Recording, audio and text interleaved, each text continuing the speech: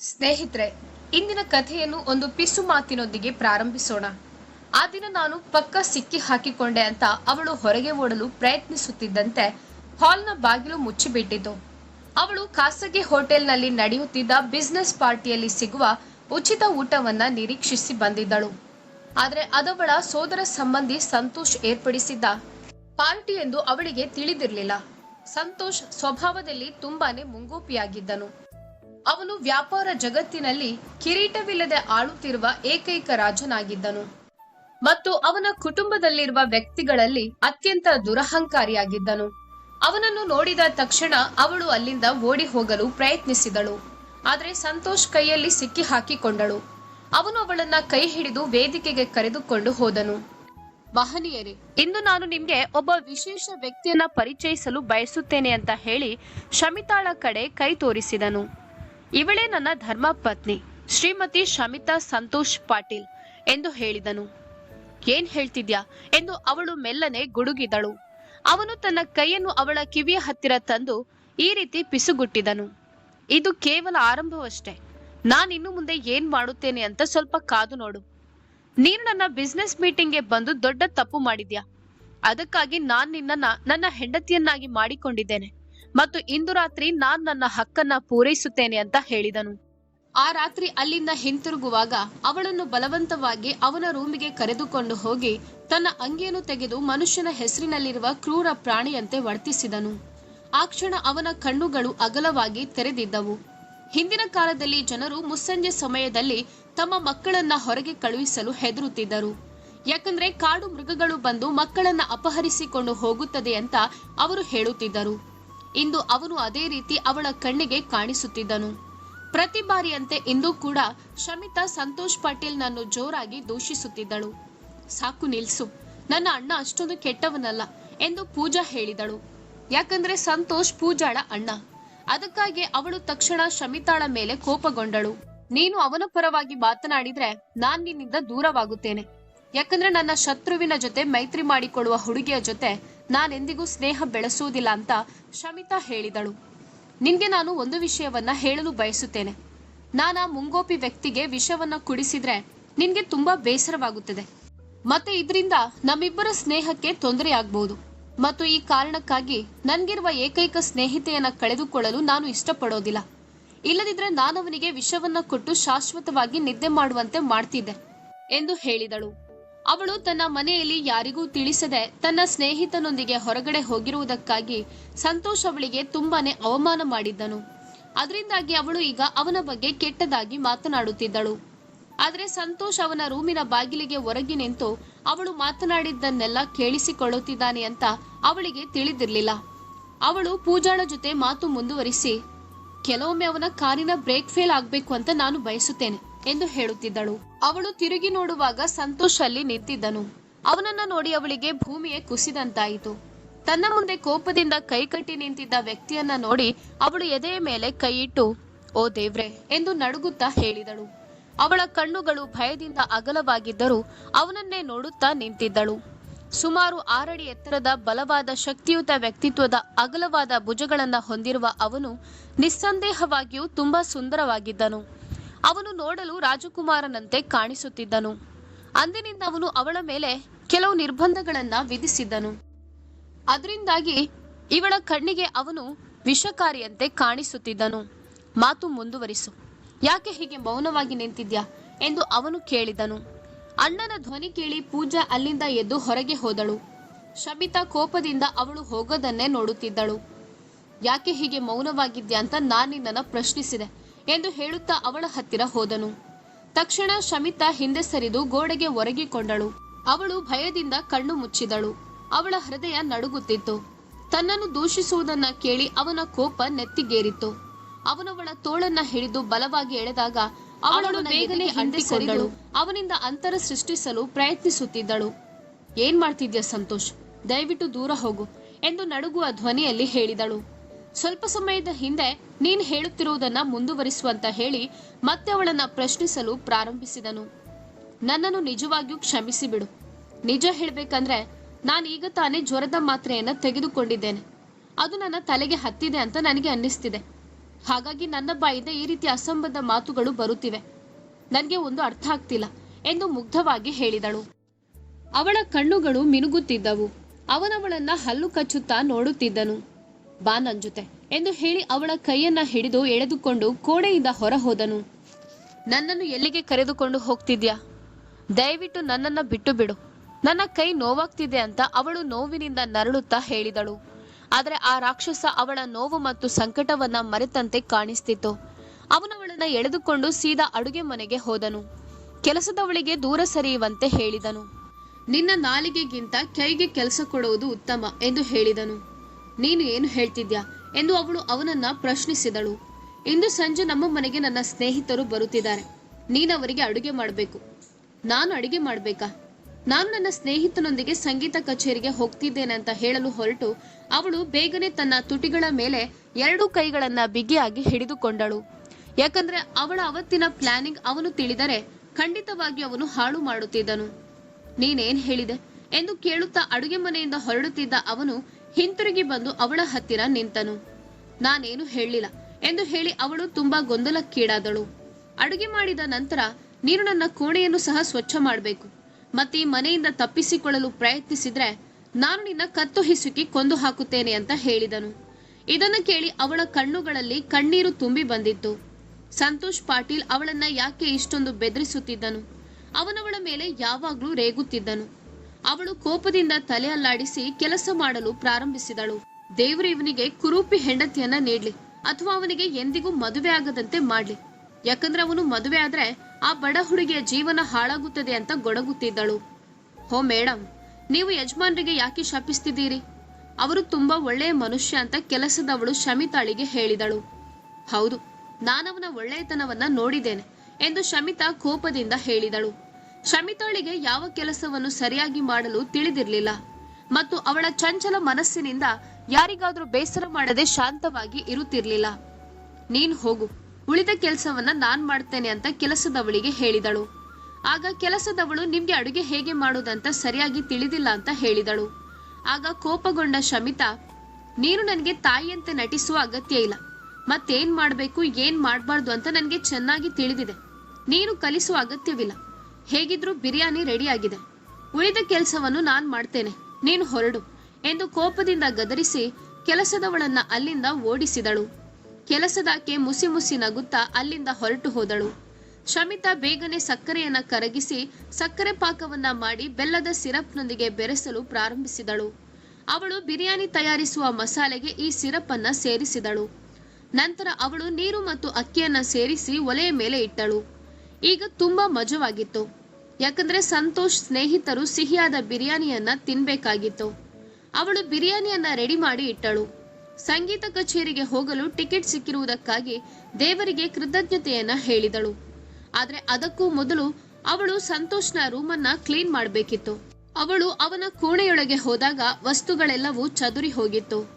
ಅವನು ಅವಳ ಸಮಯವನ್ನ ಹಾಳು ಮಾಡಲು ಉದ್ದೇಶಪೂರ್ವಕವಾಗಿ ಆ ರೀತಿ ಮಾಡಿದ್ದಾನೆಂದು ಅವನಿಗೆ ತಿಳಿದಿತ್ತು. ಅವಳ ತಲೆಯಲ್ಲಿ ಒಂದು ಆಲೋಚನೆಯು ಬಂತು. ಆದ್ರೆ ಸಂಗೀತ ಕಚೇರಿಗೆ ಹೋಗ್ಬೇಕಾದ್ರೆ ಅವಳಿಗೆ ಈ ಕೆಲಸವನ್ನ ಮಾಡಲೇಬೇಕಾಗಿತ್ತು. ಅವಳು ಪುಸ್ತಕಗಳನ್ನ ಎತ್ತಿಕೊಂಡು ಹೋಗಿ ಅವನ ವಾರ್ಡ್ರೋಬ್ ನಲ್ಲಿ ಇಟ್ಟಳು. ಉಳಿದ ವಸ್ತುಗಳನ್ನ ಹಾಸಿಗೆ ಕೆಳಗೆ ಇಟ್ಟು ಪೊರಕೆಯಿಂದ ಕೋಣೆಯ ಎಲ್ಲಾ ಧೂಳನ್ನ ಗುಡಿಸಿದಳು. ಉಳಿದ ಕೆಲವು ವಸ್ತುಗಳನ್ನ ಬೆಡ್ಶೀಟ್ನ ಅಡಿಯಲ್ಲಿ ಮರೆ ಮಾಡಿದಳು. ಈಗ ಅವಳು ನೆಮ್ಮದಿಯಿಂದ ಎದ್ದು ತನ್ನ ಕೈಯನ್ನ ಕುಲುಕುತ್ತಾ ಕೋಣೆಯ ಸುತ್ತಲೂ ನೋಡಿ, ವಾವ್, ನಾನು ತುಂಬಾ ಚೆನ್ನಾಗಿ ಕೋಣೆಯನ್ನ ರೆಡಿ ಮಾಡಿದ್ದೇನೆ ಎಂದು ಹೇಳಿ ಸಂತೋಷ ಪಟ್ಟಳು. ಅವಳು ಕೋಣೆಯಿಂದ ಹೊರಗೆ ಬಂದಾಗ ಸಂತೋಷ್ ಮನೆಯಲ್ಲಿಲ್ಲ ಎಂದು ತಿಳಿದುಕೊಂಡಳು. ಮನಸ್ಸಿನಲ್ಲಿಯೇ ದೇವರಿಗೆ ಧನ್ಯವಾದ ಹೇಳಿ ಸೀದಾ ತನ್ನ ಅಜ್ಜಿಯ ಕೋಣೆಗೆ ಹೋದಳು. ನನ್ಗೆ ಹುಷಾರಿಲ್ಲ, ಔಷಧಿ ತೆಗೆದುಕೊಂಡು ಮಲಗುತ್ತೇನೆ. ಯಾರೂ ನನ್ಗೆ ತೊಂದರೆ ಕೊಡ್ಬೇಡಿ ಅಂತ ಅಜ್ಜಿಯ ಹತ್ತಿರ ಹೇಳಿದಳು. ಅವಳು ಆ ಕುಟುಂಬದ ಪ್ರೀತಿಯ ಮೊಮ್ಮಗಳಾಗಿದ್ದಳು. ಆದ್ದರಿಂದ ಅವಳ ಮಾತಿಗೆ ಯಾವಾಗ್ಲೂ ಅಲ್ಲಿ ಪ್ರಾಮುಖ್ಯತೆ ಇರುತ್ತಿತ್ತು. ಆದ್ರೆ ಸಂತೋಷ್ ಅವಳನ್ನ ಅಸಮರ್ಥಳೆಂದು ಪರಿಗಣಿಸುತ್ತಿದ್ದನು. ಉಳಿದವರೆಲ್ಲರೂ ಅವಳನ್ನ ತುಂಬಾ ಪ್ರೀತಿಸುತ್ತಿದ್ದರು. ಅವಳು ತನ್ನ ಸೋದರ ಸಂಬಂಧಿ ನವೀನನಿಗೆ ಕರೆ ಮಾಡಿ ದಯವಿಟ್ಟು ನನ್ನನ್ನ ಸಂಗೀತ ಕಚೇರಿಗೆ ಕರೆದುಕೊಂಡು ಹೋಗು ಅಂತ ಹೇಳಿದಳು. ಆಗವನು, ನಿನ್ಗೆ ಹುಚ್ಚು ಹಿಡಿದಿದ್ಯಾ? ಏನು, ಸಿಂಹವನ್ನ ಅನುಕರಿಸಲು ನನ್ನಲ್ಲಿ ಹೇಳ್ತಿದ್ಯಾ? ಈ ವಿಷಯ ಮುಂಗೋಪಿ ಮನುಷ್ಯನಿಗೆ ತಿಳಿದ್ರೆ ಅವನು ನನ್ನನ್ನ ತುಂಡು ತುಂಡಾಗಿ ಕತ್ತರಿಸಿ ಹಾಕುತ್ತಾನೆ ಅಂತ ನಿನ್ಗೆ ತಿಳಿದಿಲ್ವಾ ಎಂದು ಕೇಳಿದನು. ನೀನ್ ಯಾರಿಗೂ ಹೆದರೋದಿಲ್ಲ ಅಂತ ಹೇಳ್ತಿದ್ದಲ್ವಾ ಎಂದು ಅವಳು ನವೀನ್ನ ಹತ್ತಿರ ಕೇಳಿದಳು. ಆಗ ಅವನು, ನಾನು ದೇವ್ರು, ನನ್ನ ತಂದೆ ಮತ್ತು ಸಂತೋಷ್ ಹೊರತುಪಡಿಸಿ ಯಾರಿಗೂ ಹೆದರೋದಿಲ್ಲ ಎಂದು ಹೇಳಿದನು. ನಿನ್ನ ಜೊತೆ ಮಾತನಾಡೋದು ಅರ್ಥಹೀನ ಅಂತ ಹೇಳಿ ಅವಳು ಫೋನ್ ಕಟ್ ಮಾಡಲು ಪ್ರಯತ್ನಿಸುವಾಗ ಅವನ ಚಿಂತೆಯಿಂದ ಕೂಡಿರುವ ಧ್ವನಿ ಅವಳಿಗೆ ಕೇಳಿಸಿತು. ನಾನು ಹೇಳಿದ ಒಂದು ಷರತ್ತಿಗೆ ನೀನು ಒಪ್ಪಿಕೊಂಡ್ರೆ ನಾನ್ ನಿನ್ನನ್ನ ಸಂಗೀತ ಕಚೇರಿಗೆ ಕರೆದುಕೊಂಡು ಹೋಗುತ್ತೇನೆ ಅಂತ ನವೀನ್ ಹೇಳಿದನು. ಆಗ ಅವಳು ಏನು ಷರತ್ತು ಅಂತ ಕೇಳಿದಳು. ಆಗ ನವೀನ್ ನನ್ನ ಖಾತೆಗೆ 10,000 ರೂಪಾಯಿಗಳನ್ನ ವರ್ಗಾಯಿಸು ಅಂತ ಹೇಳುತ್ತಾನೆ. ಆಗ ಶಮಿತಾ, ನಿನ್ಗೆ ಹುಚ್ಚು ಹಿಡಿದಿದೆ, ಇದು ತಿಂಗಳ ಅಂತ್ಯವಾಗಿರೋದ್ರಿಂದ ನನ್ನ ಹತ್ತಿರ ಅಷ್ಟೊಂದು ಹಣವಿಲ್ಲ, ಮತ್ತೆ ನಾನ್ ನಿನ್ಗೆ ಎಲ್ಲಿಂದ ಕೊಡ್ಲಿ ಅಂತ ಕೇಳಿದಳು. ಆಗ ಅವನು, ಹಾಗಾದ್ರೆ ನೀನು ಕಚೇರಿಗೆ ಹೋಗೋದನ್ನ ಮರೆತು ಬಿಡು ಎಂದು ಹೇಳಿದನು. ಅವಳು ಅರ್ಜಿತ್ ಸಿಂಗ್ ನಡೆಸುವ ಸಂಗೀತ ಕಚೇರಿಗಾಗಿ ವರ್ಷ ಪೂರ್ತಿ ಕಾಯುತ್ತಿದ್ದಳು ಮತ್ತು ಅವರು ಬಂದಾಗ ಅಲ್ಲಿಗೆ ಹೋಗಲು ಅವಳಿಂದ ಸಾಧ್ಯವಾಗಲಿಲ್ಲ. ಅವಳು ಕೋಪದಿಂದ, ನನ್ನ ಗಾಯಕ್ಕೆ ನೀನು ಉಪ್ಪು ಸುರಿಯಬೇಡ, ಕರ್ಮ ಎಲ್ರಿಗೂ ಆಗುತ್ತದೆ ಎಂಬುದನ್ನ ಮರಿಬೇಡ ಎಂದು ಹೇಳಿದಳು. ಆಗ ನವೀನ್, ಸರಿ, ನಾನು ನಿನ್ಗೆ ತೊಂದರೆ ಕೊಡೋದಿಲ್ಲ, ನಾನು ಸಾಮಾನ್ಯ ಸಂಭಾಷಣೆಯಲ್ಲಿ ಕೇಳಿದ ಹಾಗೆ ನೀನು ನನ್ನ ಪ್ರಸ್ತಾಪವನ್ನ ಒಪ್ಪಿಕೊ, ನಾನು ನಿನ್ಗೆ ಸಹಾಯ ಮಾಡುತ್ತೇನೆ ಅಂತ ಹೇಳಿದನು. ಬಹಳ ಹೊತ್ತು ಯೋಚಿಸಿದ ನಂತರ ಅವಳು ಒಪ್ಪಿಕೊಂಡಳು. ಸರಿ, ನಾನು ನಿನ್ಗೆ 10,000 ರೂಪಾಯಿಯನ್ನ ವರ್ಗಾಯಿಸುತ್ತೇನೆ. ನೀನು ರಾತ್ರಿ ಬಂದು ನನ್ನನ್ನು ಕರೆದುಕೊಂಡು ಹೋಗಲು ಮರಿಬೇಡ. ನನ್ನ ನಂಬಿಕೆಯನ್ನು ಕಳೆದುಕೊಳ್ಬೇಡ. ಯಾರಿಗೊತ್ತು, ನೀನು ನನ್ನಿಂದ ಹಣವನ್ನು ತೆಗೆದುಕೊಂಡು ನನ್ನನ್ನು ಕರೆದುಕೊಂಡು ಹೋಗದೇ ಇರಬಹುದು. ಹಾಗಾಗಿ ನಿನ್ನ ಎದುರೇ ನಾನು ನಿನ್ನ ಖಾತೆಗೆ ಹಣವನ್ನ ವರ್ಗಾಯಿಸುತ್ತೇನೆ ಅಂತ ಹೇಳಿದಳು. ಸರಿ, ನೀನು ತುಂಬಾ ಬುದ್ಧಿವಂತ ಹುಡುಗಿ, ನಾನ್ ನಿನ್ನನ್ನು ಕರೆದುಕೊಂಡು ಹೋಗುತ್ತೇನೆ. ಆದ್ರೆ ಅಲ್ಲೇನಾದ್ರೂ ಸಂಭವಿಸಿದ್ರೆ ಅಥವಾ ಆ ಮುಂಗೋಪಿಯಲ್ಲಿ ಕಾಣಿಸಿಕೊಂಡು ಇದರಿಂದ ನಿನ್ಗೇನಾದ್ರೂ ತೊಂದರೆ ಆದ್ರೆ ಅದಕ್ಕೆ ನಾನು ಜವಾಬ್ದಾರಿಯಲ್ಲ ಎಂದು ಹೇಳಿದನು. ಸರಿ, ನಾನು ಒಪ್ಪಿಕೊಳ್ಳುತ್ತೇನೆ ಅಂತ ಹೇಳಿ ಅವಳು ತೃಪ್ತಿಯಿಂದ ಹಾಸಿಗೆಯ ಮೇಲೆ ಮಲಗಿದಳು. ಆದ್ರೆ ಅವಳು ಸಂಗೀತ ಕಚೇರಿಗೆ ಹೋಗುವ ಮೊದಲು ಸಂತೋಷ್ ಬರುತ್ತಾನೆ ಮತ್ತು ತನ್ನ ಕೋಣೆಯನ್ನ ನೋಡಿ ಅವಳ ಮೇಲೆ ಕೋಪಗೊಳ್ಳುತ್ತಾನೆ ಅಂತ ಅವಳು ಯೋಚಿಸುತ್ತಿದ್ದಳು. ಇಲ್ಲ ಶಮಿತಾ, ನೀನು ಭಯ ಪಡಬೇಡ ಅಂತ ಅವಳು ತನ್ನ ಮುಖವನ್ನ ತಾನೇ ಮುಟ್ಟಿಕೊಂಡು ಮನಸ್ಸಿನಲ್ಲಿಯೇ ಸಮಾಧಾನ ಮಾಡಿಕೊಂಡಳು. ನೀನು ತುಂಬಾ ಧೈರ್ಯವಂತ ಹುಡುಗಿ, ನೀನು ಸಂತೋಷನಿಗೆ ಸ್ವಲ್ಪ ಹೆದರ್ತೀಯ ಅಷ್ಟೇ ಎಂದು ಹೇಳುತ್ತಾ ಮಗುವಿನಂತೆ ಹಾಸಿಗೆಯ ಮೇಲೆ ಮಲಗಿ ತನ್ನ ಪಾದಗಳನ್ನ ತುಳಿಯಲು ಪ್ರಾರಂಭಿಸಿದಳು. ಓ ದೇವ್ರೆ, ನೀನು ನನಗೆ ನನ್ನ ಜೀವನದಲ್ಲಿ ಯಾಕೆ ಈ ರೀತಿಯ ಶಿಕ್ಷೆಯನ್ನು ಕೊಡ್ತಿದ್ಯಾ? ಆ ಕ್ರೂರಿ ಮನುಷ್ಯನು ಕೊಡುವಷ್ಟು ಹಿಂಸೆ ನನ್ನ ಹೆತ್ತವರು ಸಹ ನನಗೆ ಕೊಟ್ಟಿರ್ಲಿಲ್ಲ. ನನ್ನ ಜೀವನವು ಈಗ ತುಂಬಾ ಹಿಂಸೆಯಾಗಿ ಮಾರ್ಪಟ್ಟಿದೆ ಅಂತ ನಾನು ಪ್ರಮಾಣ ಮಾಡಿ ಹೇಳುತ್ತೇನೆ ಅಂತ ಮನಸ್ಸಿನಲ್ಲಿ ಹೇಳತೊಡಗಿದಳು. ರಾತ್ರಿಯಾಗುತ್ತಿದ್ದಂತೆ ಅವಳು ಎಚ್ಚರಿಕೆಯಿಂದ ಹಿಂಬಾಗಿಲನ್ನ ತೆರೆದು ಹೊರ ಬಂದಳು. ಅವಳು ತನ್ನ ಗೆಳತಿ ಪೂಜಾಳನ್ನ ತನ್ನ ರೂಮಿನಲ್ಲಿ ಇರುವಂತೆ ಹೇಳಿದಳು. ಯಾರಾದ್ರೂ ನೋಡಿದ್ರೆ ಅವಳು ಅಲ್ಲಿ ಮಲಗಿರುವಂತೆ ಕಾಣಲು ಹಾಸಿಗೆಯ ಮೇಲೆ ಎಲ್ಲಾ ದಿಂಬುಗಳನ್ನ ಮತ್ತು ಬೆಡ್ಶೀಟ್ ಗಳನ್ನ ಜೋಡಿಸಿ ಅದರ ಮೇಲೆ ದೊಡ್ಡ ಹೊದಿಕೆಯನ್ನ ಹೊದಿಸಿದ್ದಳು. ಅವಳು ಹೊರಡುವಾಗ ಪೂಜಾ ಚಿಂತೆಯಿಂದ ಅವಳ ಕೈಯನ್ನ ಹಿಡಿದು, ನನ್ಗೆ ಭಯವಾಗ್ತಿದೆ, ಅಣ್ಣ ಬಂದು ನೀನೆಲ್ಲಿ ಅಂತ ಕೇಳಿದ್ರೆ ನನ್ಗೆ ಸುಳ್ಳು ಹೇಳಲು ಸಾಧ್ಯವಿಲ್ಲ ಎಂದು ಹೇಳಿದಳು. ಇದು ಹೆಂಗಸರು ಮಲಗುವ ಕೋಣೆ. ಈ ಮನೆಯಲ್ಲಿ ಸ್ತ್ರೀಯರು ಮಲಗುವ ಕೋಣೆಗೆ ಪುರುಷರಿಗೆ ಪ್ರವೇಶವಿಲ್ಲ. ಹಾಗಾಗಿ ಅವನು ನನ್ನನ್ನ ವಿಚಾರಿಸಿದ್ರೆ ನೀನು ಅವಳಿಗೆ ಹುಷಾರಿಲ್ಲ, ಔಷಧಿ ತೆಗೆದುಕೊಂಡು ಮಲಗಿದ್ದಾಳೆ ಅಂತ ಹೇಳುವಂತೆ ಹೇಳಿದಳು. ಪೂಜಾ ಸರಿ ಎಂದು ತಲೆ ಆಡಿಸಿದಳು.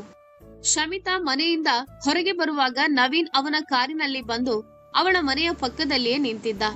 ಬೇಗನೆ ನನ್ನ ಖಾತೆಗೆ ಹಣವನ್ನ ವರ್ಗಾಯಿಸುವಂತ ಅವನವಳಿಗೆ ಹೇಳಿದನು. ಅವಳವನ ಮುಂದೆ ಹಣವನ್ನ ವರ್ಗಾಯಿಸುವಂತೆ ನಟಿಸಿ ತನ್ನ ಮೊಬೈಲ್ನಲ್ಲಿ ಸ್ಕ್ರೀನ್ ಶಾಟ್ ಇರುವುದನ್ನ ಅವನಿಗೆ ತೋರಿಸಿದಳು. ನಿಜ ಹೇಳ್ಬೇಕಂದ್ರೆ ಅವಳು ಸ್ವಲ್ಪ ದಿನದ ಹಿಂದೆ ನವೀನ್ಗೆ 10,000 ರೂಪಾಯಿಗಳನ್ನ ಕಳುಹಿಸಿ ಕೆಲವು ಸಾಮಗ್ರಿಗಳನ್ನ ತರಿಸಿದ್ದಳು. ಈಗ ಅವಳು ಅವನಿಗೆ ಮೋಸ ಮಾಡಿದ್ದಳು. ಆದ್ದರಿಂದ ಅವನು ದಿನಾಂಕವನ್ನ ನೋಡಿದ್ರೆ ಎಂದು ಒಳಗೊಳಗೆ ಹೆದರುತ್ತಿದ್ದಳು. ಸ್ಕ್ರೀನ್ ಶಾಟ್ ನೋಡಿದ ತಕ್ಷಣ ನವೀನ್ ತುಂಬಾ ಸಂತೋಷಪಟ್ಟನು.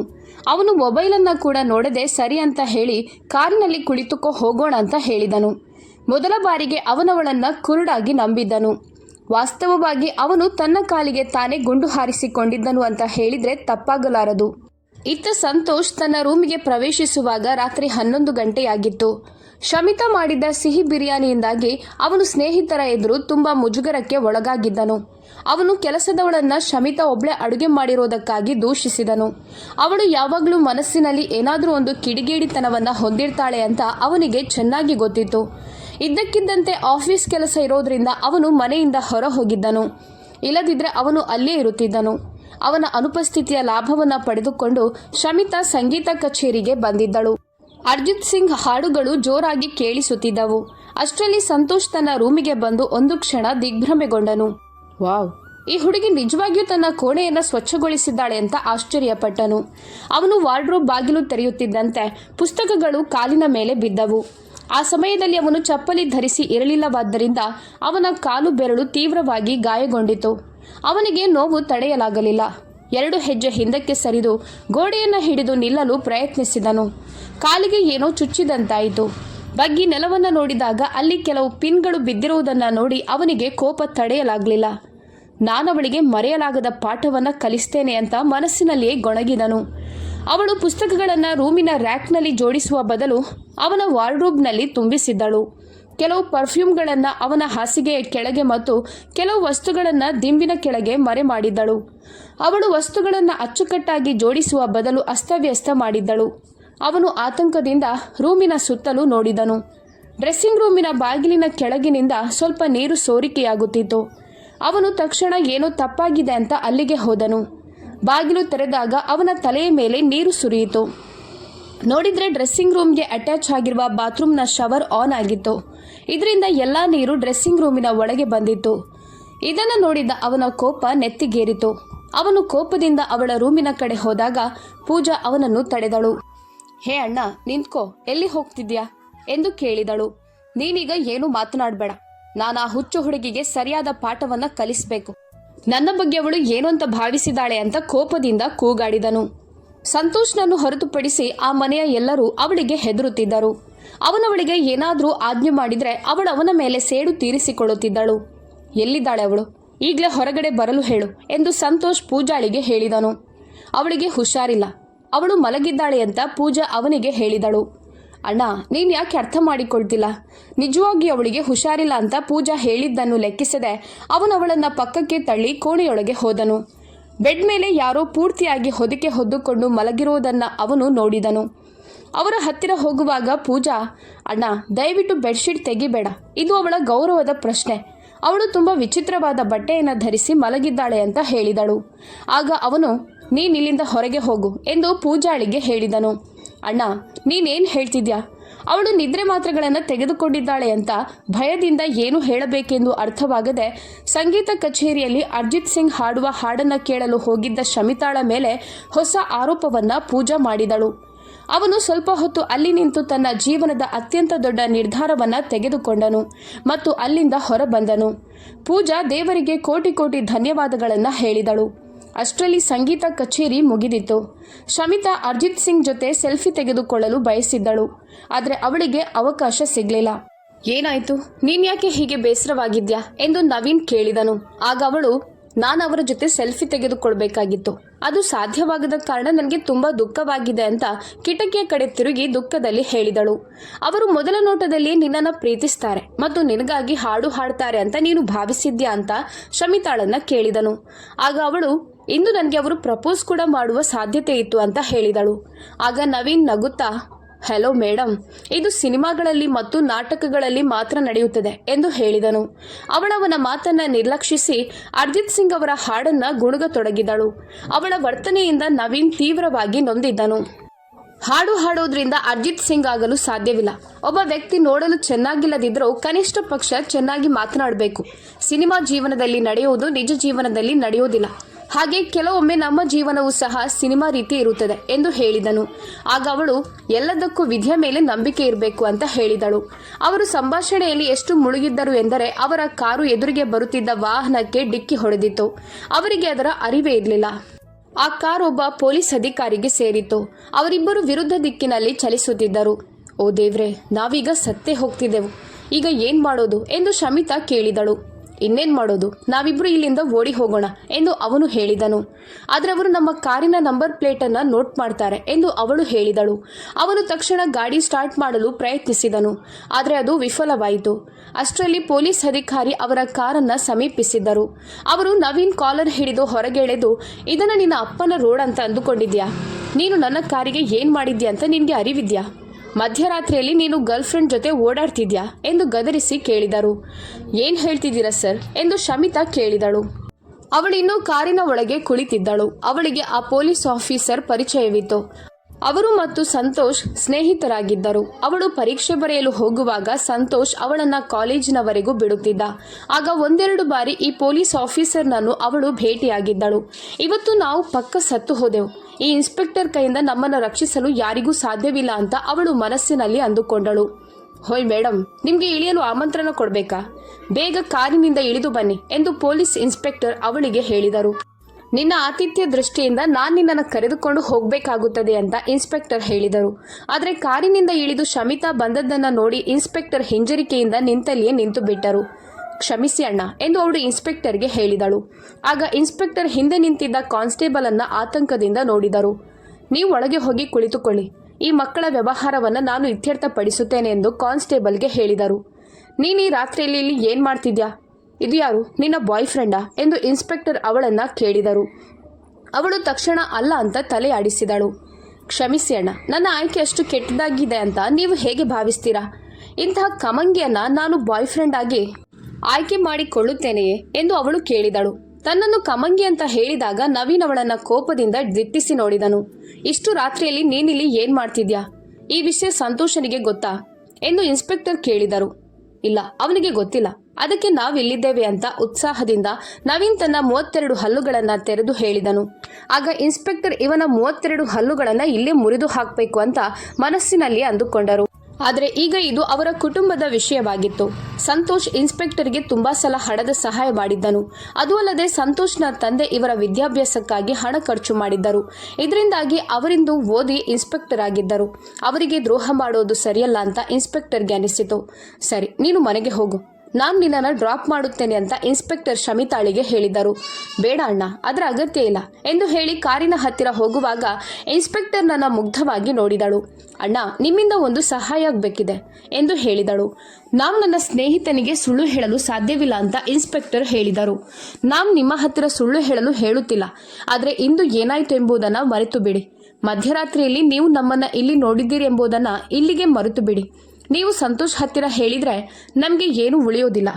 ಯೌವನದಲ್ಲಿ ನಾವು ದೇವರ ಪಾದವನ್ನು ಸೇರುತ್ತೇವೆ ಅಂತ ಹೇಳಿದಳು. ಮತ್ತೆ ನೀವು ಇಂಥ ಕೆಲಸಗಳನ್ನು ಯಾಕೆ ಮಾಡ್ತೀರಿ ಅಂತ ಇನ್ಸ್ಪೆಕ್ಟರ್ ಕೇಳಿದರು. ನಾನು ನಿಮ್ಮ ಪಾದಗಳಿಗೆ ಬೀಳುತ್ತೇನೆ. ನಾನು ಹುಚ್ಚು ಕೆಲಸಗಳನ್ನು ಮಾಡಲಿಲ್ಲ ಅಂತ ಅವಳು ಹೇಳಿದಳು. ಸರಿ ಆಯಿತು, ನೀವು ಮನೆಗೆ ಹೊರಡಿ. ನಾನು ಈ ವಿಷಯವನ್ನು ಯಾರ ಬಳಿಯೂ ಹೇಳೋದಿಲ್ಲ ಅಂತ ಇನ್ಸ್ಪೆಕ್ಟರ್ ಹೇಳಿದರು. ಇಬ್ಬರು ದೀರ್ಘವಾದ ಉಸಿರನ್ನು ತೆಗೆದುಕೊಂಡು ಮೌನವಾದರು. ಕೊನೆಗೆ ಅವರ ಕಾರು ಅಲ್ಲಿಂದ ಹೊರಟ ತಕ್ಷಣ ಇನ್ಸ್ಪೆಕ್ಟರ್ ತನ್ನ ಮೊಬೈಲ್ ತೆಗೆದು ಸಂತೋಷನಿಗೆ ಕಾಲ್ ಮಾಡಿದರು. ಶಮಿತಾ ಎಲ್ಲಿದ್ದಾಳೆ ಅಂತ ನಿನಗೆ ತಿಳಿದಿದ್ಯಾ ಅಂತ ಕೇಳಿದರು. ಸದ್ಯಕ್ಕೆ ಆ ಹುಡುಗಿಯ ಹೆಸರನ್ನು ನನ್ನ ಮುಂದೆ ಹೇಳಬೇಡ. ನಾನು ಅವಳನ್ನು ಆಮೇಲೆ ವಿಚಾರಿಸಿಕೊಳ್ಳುತ್ತೇನೆ. ನನಗೆ ಅವಳ ಮೇಲೆ ತುಂಬ ಕೋಪ ಬಂದಿದೆ ಅಂತ ಸಂತೋಷ್ ಹೇಳಿದನು. ಅವಳು ನವೀನ್ ಜೊತೆ ಸಂಗೀತ ಕಚೇರಿಯಿಂದ ಹಿಂತಿರುಗುತ್ತಿರುವಾಗ ನಮ್ಮ ಕಾರಿಗೆ ಆಕ್ಸಿಡೆಂಟ್ ಆಗಿದೆ. ಇದರಿಂದ ನನಗೆ ತುಂಬ ಕೋಪ ಬಂದಿದೆ. ಬೇರೆ ಯಾರಾದರೂ ಆಗಿದ್ದಲ್ಲಿ ನಾನು ಅವರನ್ನು ಅರೆಸ್ಟ್ ಮಾಡ್ತಿದ್ದೆ. ಕಾನೂನಿನ ವಿಷಯದಲ್ಲಿ ನಾನೆಷ್ಟು ಕಟ್ಟುನಿಟ್ಟಾಗಿದ್ದೇನೆ ಎಂಬುದು ನಿನಗೆ ಚೆನ್ನಾಗಿ ತಿಳಿದಿದೆ. ನಿನಗೋಸ್ಕರ ನಾನು ಈ ವಿಷಯವನ್ನು ಇಲ್ಲಿಗೆ ಬಿಟ್ಟು ಬಿಡುತ್ತೇನೆ ಅಂತ ಇನ್ಸ್ಪೆಕ್ಟರ್ ಹೇಳಿದರು. ಏನು ಹೇಳ್ತಿದ್ಯಾ ನೀನು ಎಂದು ಸಂತೋಷ್ ಇನ್ಸ್ಪೆಕ್ಟರ್ಗೆ ಕೇಳಿದನು. ನಾನು ನಿಜ ಹೇಳ್ತಿದ್ದೇನೆ ಸಂತೋಷ್. ನಾನೀಗ ಇರುವ ಜಾಗದಲ್ಲಿ CCTV ಕ್ಯಾಮೆರಾಗಳನ್ನು ಅಳವಡಿಸಲಾಗಿದೆ. ಇಲ್ಲಿನ ದೃಶ್ಯವನ್ನು ನಾನು ನಿನಗೆ ಶೀಘ್ರದಲ್ಲಿ ಕಳುಹಿಸಿಕೊಡುತ್ತೇನೆ. ಆಗ ಅವರು ಎಲ್ಲಿದ್ದಾರೆ ಅಂತ ನಿನಗೆ ತಿಳಿಯುತ್ತದೆ ಅಂತ ಇನ್ಸ್ಪೆಕ್ಟರ್ ಹೇಳಿದರು. ಬಹುಶಃ ಅವರು ಈಗ ಮನೆಗೆ ಬರ್ಬೋದು. ನಾನವರನ್ನು ಏನು ಮಾಡ್ತೇನೆ ಅಂತ ನೀವು ನೋಡ್ತೀರಿ ಅಂತ ಸಂತೋಷ್ ಹೇಳಿದನು. ಇತ್ತ ಕಾರಿನಲ್ಲಿ ಬರುವಾಗ ನವೀನ್, ಇನ್ಸ್ಪೆಕ್ಟರ್ ನಮ್ಮ ವಿರುದ್ಧ ದೂರು ನೀಡುವುದಿಲ್ಲವೆಂದು ನಿನಗೆ ಖಚಿತವಾಗಿ ಅನ್ನಿಸ್ತಿದ್ಯಾ ಅಂತ ಕೇಳಿದನು. ಹೌದು, ಖಂಡಿತ. ಇನ್ಸ್ಪೆಕ್ಟರ್ ನನ್ನ ಸ್ವಂತ ಅಣ್ಣನಂತೆ. ಅವರು ನನ್ನ ಬಗ್ಗೆ ದೂರು ನೀಡಿದರೆ ಅವರ ವಿಷಯವನ್ನು ನಾನು ಎಲ್ಲರ ಮುಂದೆ ಬಯಲು ಮಾಡುತ್ತೇನೆ. ಅವರು ಕೆಲವು ಹುಡುಗಿಯರೊಂದಿಗೆ ಸಂಬಂಧವನ್ನು ಹೊಂದಿದ್ದಾರೆ. ಅದರಲ್ಲಿ ಒಬ್ಬಳು ನನ್ನ ಸ್ನೇಹಿತೆ. ನಾನು ನನ್ನ ಸ್ನೇಹಿತೆಗೆ ಅವರ ಬಗ್ಗೆ ಎಲ್ಲ ಸತ್ಯವನ್ನು ಹೇಳುತ್ತೇನೆ. ಆಗ ಅವರಿಬ್ಬರು ದೂರವಾಗ್ತಾರೆ ಅಂತ ಹೇಳಿ ಶಮಿತಾ ನಗುತ್ತಾ ಅವನ ಭುಜಕ್ಕೆ ಬಲವಾಗಿ ಹೊಡೆದಳು. ಹೋ, ಎಂಥ ಅದ್ಭುತವಾದ ಯೋಚನೆ. ಆದರೆ ಈ ಯೋಚನೆ ಶೀಘ್ರದಲ್ಲೇ ವಿಫಲವಾಗಲಿದೆ ಅಂತ ನವೀನ್ ಹೇಳಿದನು. ನೀನೀಗ ಸುಮ್ಮನೆ ಇರಬೇಕು ಎಂದು ಅವಳು ಹೇಳಿದಳು. ಅಷ್ಟರಲ್ಲಿ ಕಾರು ಮನೆಯ ಮುಂದೆ ಬಂದು ನಿಂತಿತು. ಸಂತೋಷ್ ಇನ್ನೂ ಮಲಗಿರಲಿಲ್ಲ. ಮನೆಯ ಎಲ್ಲ ಲೈಟ್ ಆನ್ ಆಗಿತ್ತು. ಇದನ್ನು ನೋಡಿ ಶಮಿತಾಳಿಗೆ ಭಯವಾಯಿತು. ಅವನು ನಿನಗಾಗಿ ಕಾಯ್ತಿರ್ಬೋದು. ನೀನು ಮನೆಗೆ ಹೋದ್ಮೇಲೆ ನೆಮ್ಮದಿಯಿಂದ ಮಲಗಬಹುದು ಅಂತ ಅವನು ಅಂದುಕೊಂಡಿರ್ಬೋದು ಎಂದು ನವೀನ್ ಹೇಳಿದನು. ಪ್ಲೀಸ್ ನವೀನ್, ಹೆದರಿಸಬೇಡ ಎಂದು ಅವಳು ಹೇಳಿದಳು. ನವೀನ್ ಅವಳ ಮನಸ್ಸನ್ನು ಕೆಣಕಲು ಪ್ರಯತ್ನಿಸಿದಾಗ ಅವಳಿಗೆ ಇದ್ದಕ್ಕಿದ್ದಂತೆ ನೆನಪಾಯಿತು. ಹೇ, ಇವತ್ತು ನನ್ನ ಹುಟ್ಟಿದ ಹಬ್ಬ. ನಾನು ನಿನಗೆ ತುಂಬ ದಿವಸದಿಂದ ಹೇಳಬೇಕೆಂದುಕೊಂಡಿದ್ದೆ ಎಂದು ಹೇಳಿದಳು. ಹೇಗಾದರೂ ಇರಲಿ, ನಿನಗೆ ಹುಟ್ಟುಹಬ್ಬದ ಶುಭಾಶಯಗಳು ಗೆಳತಿ ಎಂದು ನವೀನ್ ಶುಭಾಶಯಗಳನ್ನು ಹೇಳಿದನು. ನಾನೀಗ ಮನೆಗೆ ಹೊರಡುತ್ತೇನೆ ಮತ್ತು ನೀನು ನನ್ನ ಹೆಸರನ್ನು ಅವನ ಮುಂದೆ ಹೇಳಬೇಡ, ಯಾಕಂದರೆ ಅದರಿಂದ ಯಾವುದೇ ಪ್ರಯೋಜನವಾಗೋದಿಲ್ಲ ಅಂತ ಹೇಳಿ ಅವನು ಹೊರಟು ಹೋದನು. ಅವಳು ಮುಂಬಾಗಿಲಿನಿಂದ ಒಳಗೆ ಹೋಗಬೇಕು ಅಂತ ಭಾವಿಸಿದ್ದಳು.